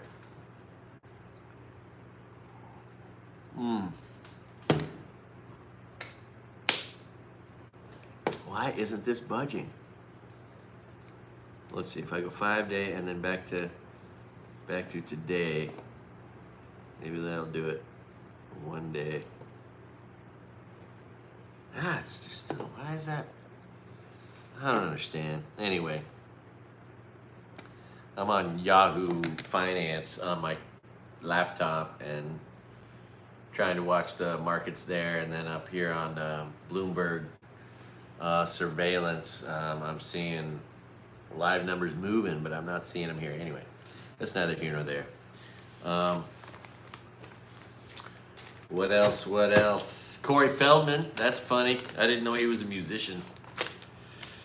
So after I lived in that palace at this guy's son's house, Bagat Singh Finn's house, he was doing heavy drugs every weekend. This guy David Thind, who I think is still alive in his 80s now, and so he was on one of his drug binges while I was working 7 days a week, doubles on Sunday, and I came home. In between a double on a Sunday, I was working at Beau Rivage in the morning, which was Johnny Carson and Michael Landon's favorite restaurant there in Malibu, which has a really interesting history. But anyway, I came home from work there, and this guy hit my car in the parking lot. You know, it wasn't much damage. He knocked out my headlight. And so I thought the right thing to do was go get an estimate to get it fixed and give it to him, get a couple of them. And when he saw that, he said, you know, because he hadn't slept all weekend, he'd been doing drugs. He's like, well, I don't know if I can trust you anymore, you know? And I was like, whatever. So I moved out from the palace, and then I moved into another house, a property where there was a mansion, where a bunch of other interesting shit happened at the end of, just kind of down the street. I lived on Morning View Drive, right across from Zuma Beach, and then I lived down a street, Ox, for some reason I can't think of it. Anyway, at the end of the street, across the street from Michael Landon's estate, and right at the end of the road, there's this hiking area. I'll go there, maybe do a hiking video someday. Kevin Nealon probably does hiking videos there. But that property was so interesting because the owner would rent it out for anything. Came home one day and the Knack and Rick Springfield were playing in the front yard for a charity event for the Dolphin charity organization in Malibu. And then another day I came home from worked there, and there was a porno being shot in my front yard. Then another time I came home, and Funkmaster Flex was doing a rap video there because there's a mansion, you know, it looked like a mansion, and I mean it was just an interesting place to live. And it seems all shut down. I drove by there recently and looked at it, and there's just no presence. So there were 6 people renting 2 trailers, 4 people in a separate building, one of which was me. There were 15 horses renting space. You know, because this is Malibu and people own horses and like horses, and you could ride them right there. And so, and now it's just vacant. But there was this one guy that lived there that I'm gonna just walk onto the property, make a video in the future, essentially trespassing, but under the guise of trying to see if Bob still lives there. I'm gonna walk on and just see if Bob's, and show you where I lived. If I don't run into interference, I don't think there's anybody there. It seems empty. At least when I was there last, there's trailers with the people living in them were gone. There were no horses, and it just felt dead. So you got to wonder what happened to the property. Is it still in the family? Did it pass on to the kid? One of the kids was a teenager that would drive my car up Canaan Doom Road for me, or drive it down as I would skate this hill at 45 miles an hour in a full tuck at the end of Canaan Doom Road, Malibu, coming on to PCH that was closed because of a landslide. And this 15-year-old teenage kid, this guy that owned this property, he and this other kid who was the son of the sax player from Chicago who lived on the street. God, what's the name of that street? Anyway, but yeah, so maybe that kid owns the property. Maybe he's on heroin, or maybe it's in between owners, or maybe it's an Airbnb. Who the hell knows? Who the hell knows? Anyway, I'd like to go back there though and do a video from that place. I made a French drain. It had all these big ceramic pots. I planted flowers in all of those. But where my apartment was $475. It was so shitty. It had been the laundry room, so it was just this long hallway with a little room.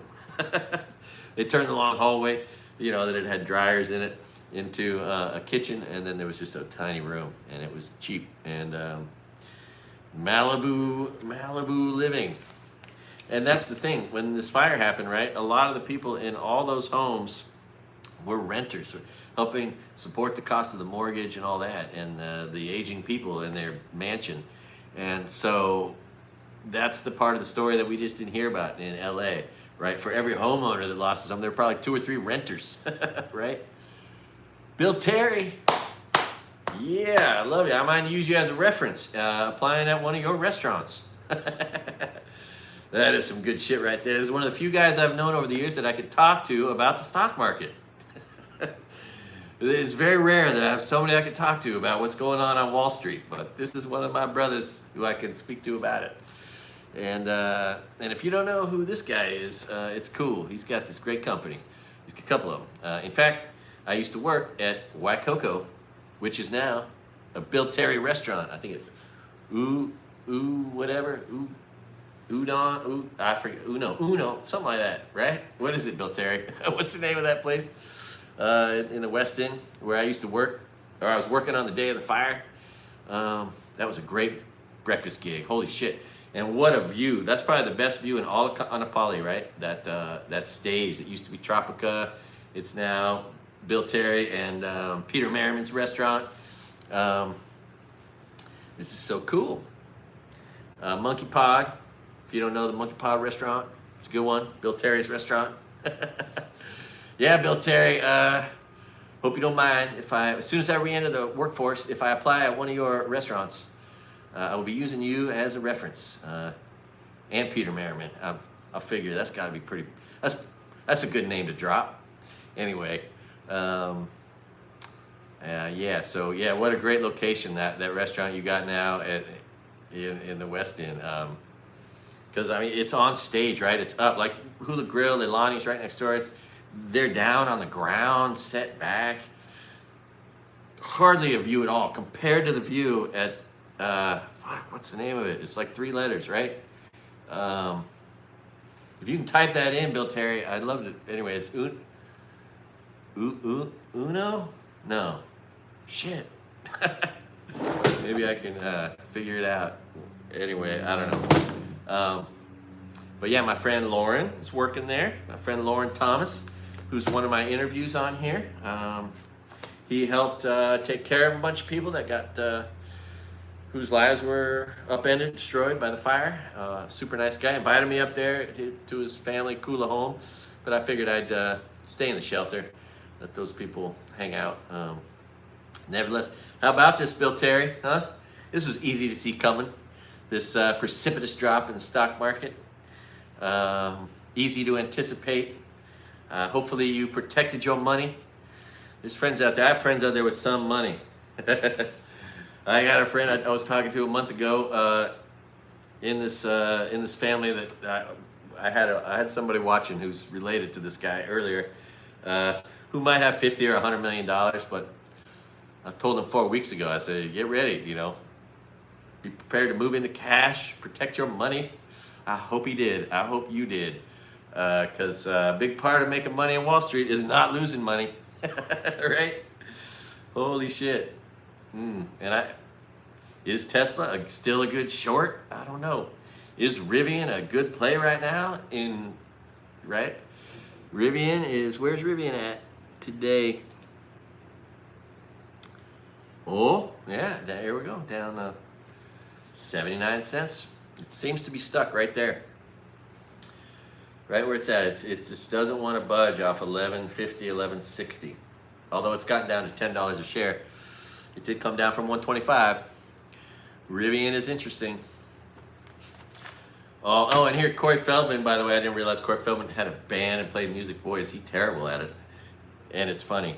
But he did the guy that owned this mansion at the end of this street in Malibu that I lived at, he also fancied himself as a movie producer. And he helped with one movie that was one of Corey Feldman's worst, lowest budget movies that Corey Feldman did, was filmed at this property in the house adjacent to where I lived. And so that's just kind of funny, interesting. What's the name of, God, I can't believe I can't think of the name of that. That's the thing. I started doing comedy right at 56 years old. I gotta hurry up and do all the comedy I can because I'm right after I'm at the point where I'm just 10 years away from forgetting everything that ever happened to me. So I gotta hurry up. And I will be doing a show here in Maui once I get my procrastination put aside, and I'm gonna rent out the Pro Arts Theater and do a 1 hour comedy special. I'm gonna film it. It's gonna be called Finding My Marbles, Life After Losing Everything. And hopefully that'll be kind of like the beginning of something new in my life, but that'll be the first 1 hour I can ever do, because you can never find a place that'll let you do an hour of comedy. If you have a gig and you want to hire a comedian, I'd love to do an hour. But yeah, I'm gonna do that hour, get it out of the way, put it in a can, maybe repeat it, maybe do it more than once, maybe just do it once and then film it, and then move on and do all the other 1 hour shows I've got ready, because I'm so old. And the other thing is, when you work in the service industry, right, I've served 1 million people. I've been telling jokes to 1 million people in person. Sometimes bigger crowds at a table. I might have 15 people at a table that I make laugh, right? And then go do open mic night and there's 8 people in the crowd. So, yeah, it's kind of funny. The realization that after years of being a server, there's no difference between being a server and being a comedian, because you're on stage just the same. And your goal is just the same, to gain rapport, to get them to like you, to make them smile and laugh. And then you get paid from that, right? In addition to everything else you need to do, you still got to hit all the cues, right? You got to show up on time with the right things at the right time as a server. But if you can make them smile or laugh with a little bit of anecdotal, polite humor, it pays, right?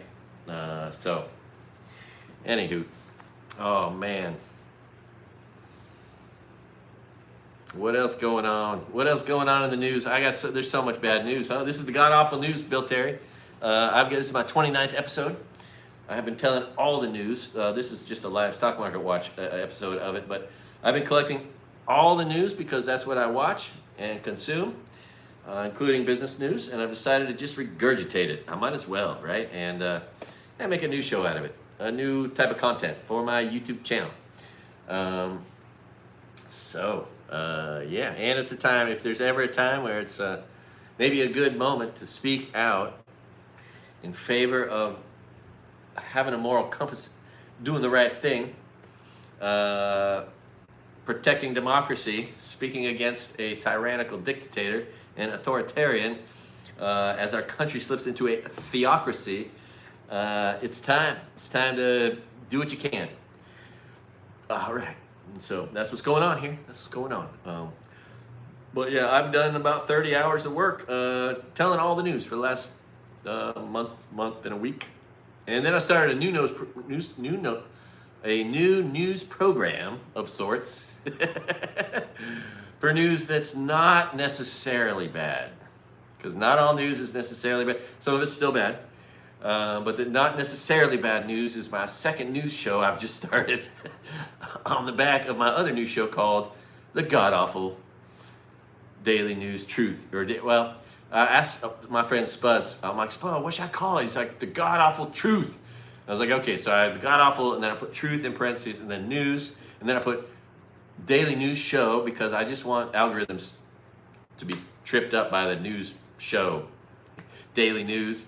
Daily show, news, breaking news, things like that, trigger words for those algorithms. Anyway, so that's what I've been up to. And I decided this morning at about 3 a.m., knowing the stock market was going to drop precipitously and this would be a historical day, I should put on the stock market and watch it and talk about it because I want to encourage people to invest money for themselves,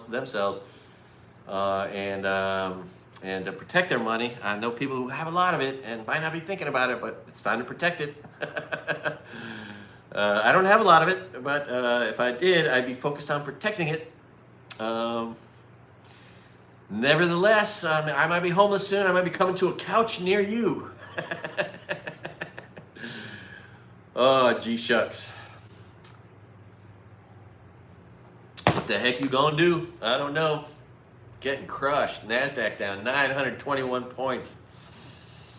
Apple Computer down 20 points, which is 10% today. So let's say Apple Computer has nothing wrong with its business plan. It's going great. Keep an eye on that stock, right? Once it bottoms out, that's how people do well in the stock market. They find a good company, it's not going anywhere, and they wait till it hits the bottom in a market that is being crushed. And then at the cocktail party, they are the smartest person.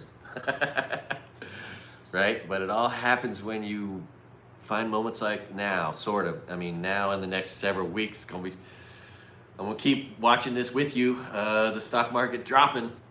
My God. Yeah, but I am curious. Of course, maybe mining energy companies, Rivian, real estate investment trusts. These might be some of the safer places for money if you want to keep it in there. I'm liking my real estate investment trusts, paying their 12%, not going down.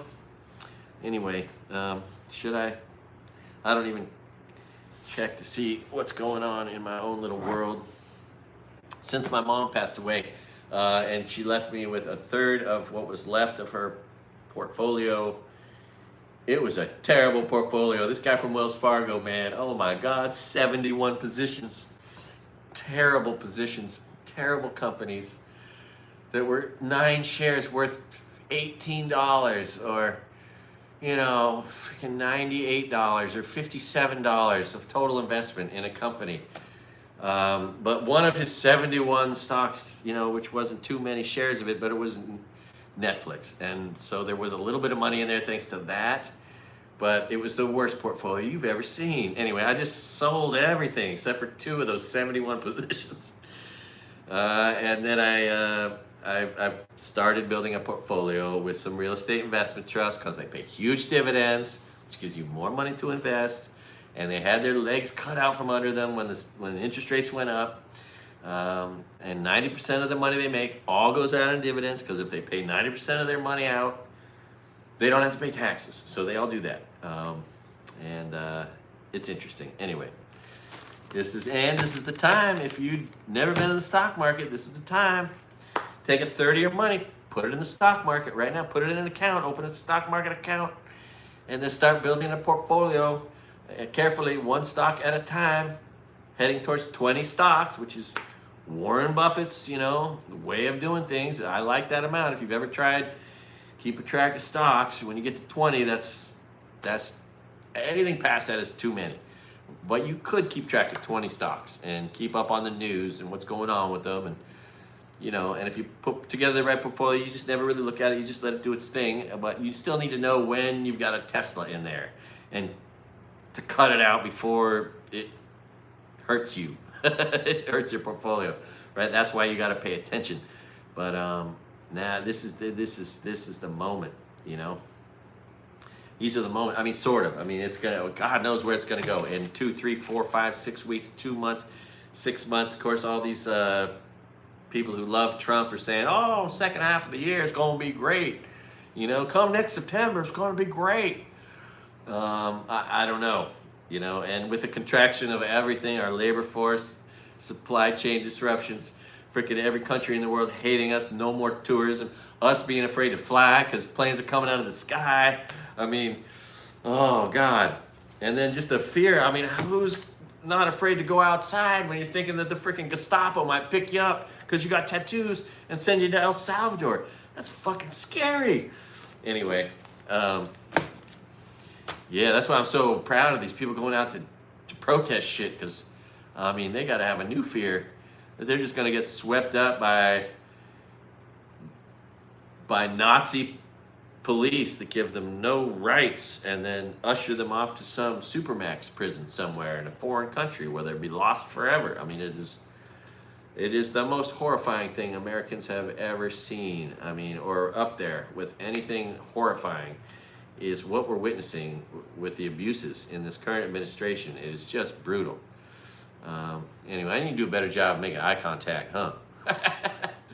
That's one of those things I need to be better at. Nevertheless, welcome to my YouTube channel, All Good Things at All Good Time, where not only am I doing the god-awful news, but I just baked some apple banana, Kula strawberry, organic blueberry, walnut banana bread. I mean, if you want to see Master Chef Craig at work, I got some cooking videos. Yeah, or brownies with blueberries, strawberries, bananas, and walnuts added. So much nutrition, extra eggs. If you want breakfast to be brownies, you can do that. Anyway, shoots, bada boots. That's fun. We shared it with people from other places, like how fun it is to talk in Hawaii. Like just saying words here is fun, right? Like just shoots is a fun word, Garans instead of guaranteed. It's fun. Cherry instead of, oh, that's beautiful. Oh, it's cherry, right? But of course, don't stop there. It gets even more fun. Cherry barberry, shoots bada boots, Garans barons. Anyway, I did that on stage in Chicago at the Laugh Factory in Chicago. Now, there's a famous place. Turns out there's always this kind of asshole that's the decider. It decides how long you get on stage when you're doing open mic comedy. And I was fascinated with this concept. I just realized, oh, wait, Craig, what if you try to bribe that person? So I bribed that person in Chicago. It worked. And instead of getting 3 minutes, they gave me 6 minutes on stage, which was pretty cool. And that's on my YouTube channel, one of 1,000 videos on there. If you dare search around. So what are you gonna do? Bill Terry, I mean, I've been wondering how you're doing. I never see you anywhere. I don't know, you must live far away. I'm not in the TS restaurant anymore. I don't even know if TS royalty goes out to dinner anymore in TS restaurants with, the way things have gone on over time. Maybe it's just not even a thing that happens anymore. But I used to love, serving, Patty and Buzz and Bill and Angela and, the gang, all the boys, Chris and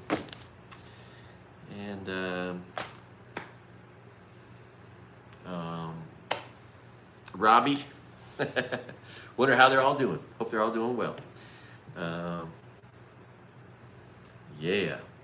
Anyway, I'm gonna do a video soon. I've done one already. Not a lot of people know all the free parking of Kaanapali. That's one of my recent videos.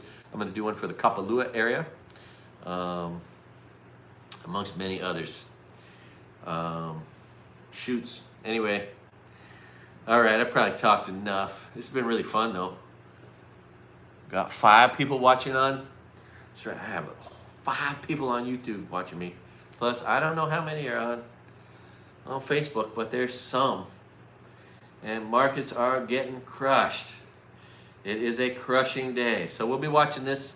I'll be continuing this effort, at least on YouTube, maybe here on Facebook as well. We'll be watching the stock market, and we'll be talking about it from 30,000 feet, which is how I like to look at the stock market. And thank God I don't have any exposure in any of these things that are getting destroyed. Although one of the 2 companies that my mom left me, I did keep, and that was she had 100 shares in Ford, and maybe I should have sold it, but it pays a small dividend. It's an American company. I'm just going to leave it alone, and it'll probably go down a little. And so it already has. I mean, it has gone down a little bit, but think about this. Tesla was trading at 87 times earnings. I don't know what it is now. And Ford trades at like 4 or 5 times earnings. So that's just a tale of 2 different companies and the way that they're valued by shareholders. So, all right. Well, listen, I'm going to get to work, living a normal life, hopefully. The sun is fully over the West Maui Mountains. I will be putting on a live view from the 5th floor in my luxurious FEMA housing, oceanfront here for the rest of the day, in case you want to just put up Molokai on your TV the rest of the day. That's what I do. I put my own view on my TV. Of course, I get credit for watching my own shit. And I generate a few pennies of revenues for my YouTube channel. But it is also a pleasant thing to have on TV instead of everything else that is on TV, including and especially the news. But yeah, I don't know what else to talk about. I'm going to start interviewing people. I need to do that, like normal podcasts. And I got to try to start putting this out in the normal podcast worlds, in Spotify and Apple and all that kind of shit. I got like a portfolio. I need to diversify here in social media. Nevertheless, hope you're all doing well. Hope you're having a great day to be alive. I hope if you're thinking about doing harm or crime, you decide to do less today. Stay home. Don't do harm or crime. Make the world a better place by doing less. Yeah, wouldn't it be great to be the superhero that stopped crime by talking people out of it before it happened? Like, what if our president was on that mission instead of doing crime? Woo! But, Bill Terry, I think there is a new trade, right, with Newsmax. Holy shit, I'm sorry I didn't see that one coming. But it seems like there's going to be just with impunity, Trump and his asshole freaking super wealthy friends are just going to pump and dump whatever conservative stocks pop out, right? So I don't know what the next one's going to be, but Newsmax just made a bunch of assholes super rich. God, it should have been good guys like me. Anyway, and we saw that with DJT, a company worth nothing going up to $80 a share, down and up and down. But there was an easy victory. In the short run, and so was Newsmax. And damn it, now that's on the radar, man. The next time there's anything that looks like it's a smelly Republican stock of freaking insurrectionist fascist trader who will commit crimes, not giving a shit because the SEC is going to do nothing, the FBI ain't going to do nothing, the Attorney General not going to do nothing. They can just rip off everybody, commit all sorts of SEC crimes, And that's all good. We can be on the coattails of that. Looks like there's probably gonna be, we got 3 years of corrupt IPOs coming out. And yeah, whatever the next one is, I'm gonna want to have, you know, $1,000 on that bet and see if that's enough to pay for my next 3 years of life. You know, 1,000 turned into 300,000 overnight. What if that happens? I think it just did. Anyway, what the heck you gonna do? I don't know. Your best. That's all we can do, you know?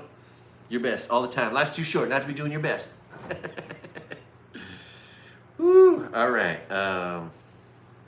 Well, I'm gonna plug back in and start absorbing all of the news, watching all my brothers and sisters on YouTube and all the major networks and all the other international news and business news, and it is maybe an unhealthy consumption level.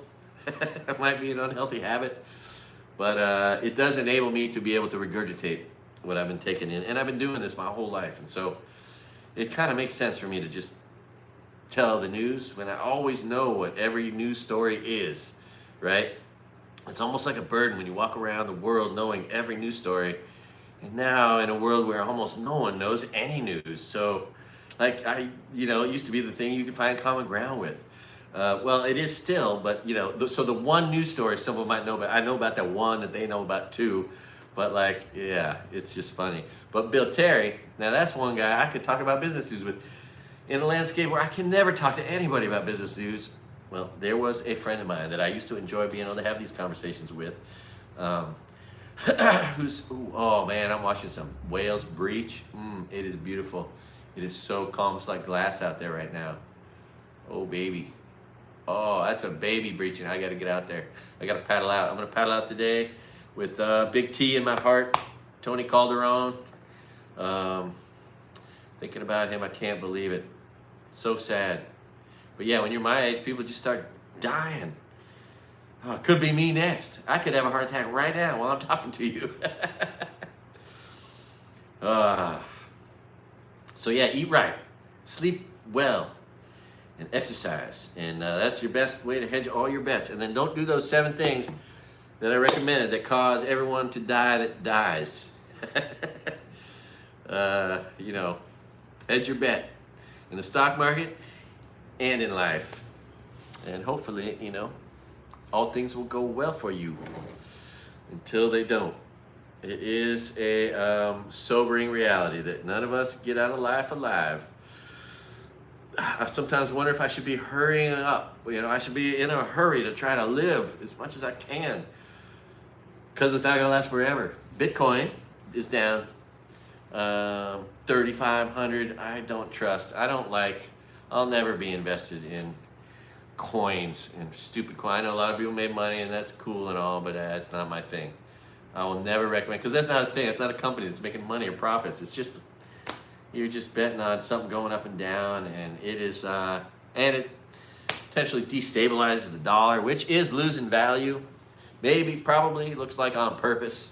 The devaluation of our dollar, abandoning 40-year-old economic, 45-year-old economic policy, or at least to want to have a strong dollar. So if you've got a trip planned somewhere else, your money's going to be worth less anywhere you're going in the world. And that is what's going on. Shit. All right. God darn son of a gun. My goodness. Oh, and Bill Terry, I'm going to do some video game content too. Still haven't done that. I've been playing Overwatch. One character in Overwatch predominantly, who is a funny little character, Torbjorn. Anyway, I wonder if, you know, yes, arguably video games are a bad habit, a waste of your life, but, you know, kind of like chess and things that are good for your mind, keeping your mind sharp. As an old, aging man, maybe it's in some ways good for keeping my mind from completely atrophying, right? Keeping my mind from a state of atrophy could be video games, or maybe it's just a bad habit. But among bad habits, I believe it's the best bad habit, right? Versus gambling, alcoholism, various addictions, especially in moderation. Yeah. Right on. Let's see what's going on. S&P 500 still getting crushed, way below. 65 points below the benchmark 5,500, which everyone was so concerned about. Everything is down below a 200-day trading average, which is, if you're a chartologist, profound and significant. It means it could just break out further south, according to that one guy at CNBC. What's his name? He's one of the most sensible guys on CNBC, the guy that just works the charts. You gotta love it. Anywho, oh man. So, love you guys. Do no harm, do no crime. Thanks for watching All Good Things in All Good Time, my YouTube channel.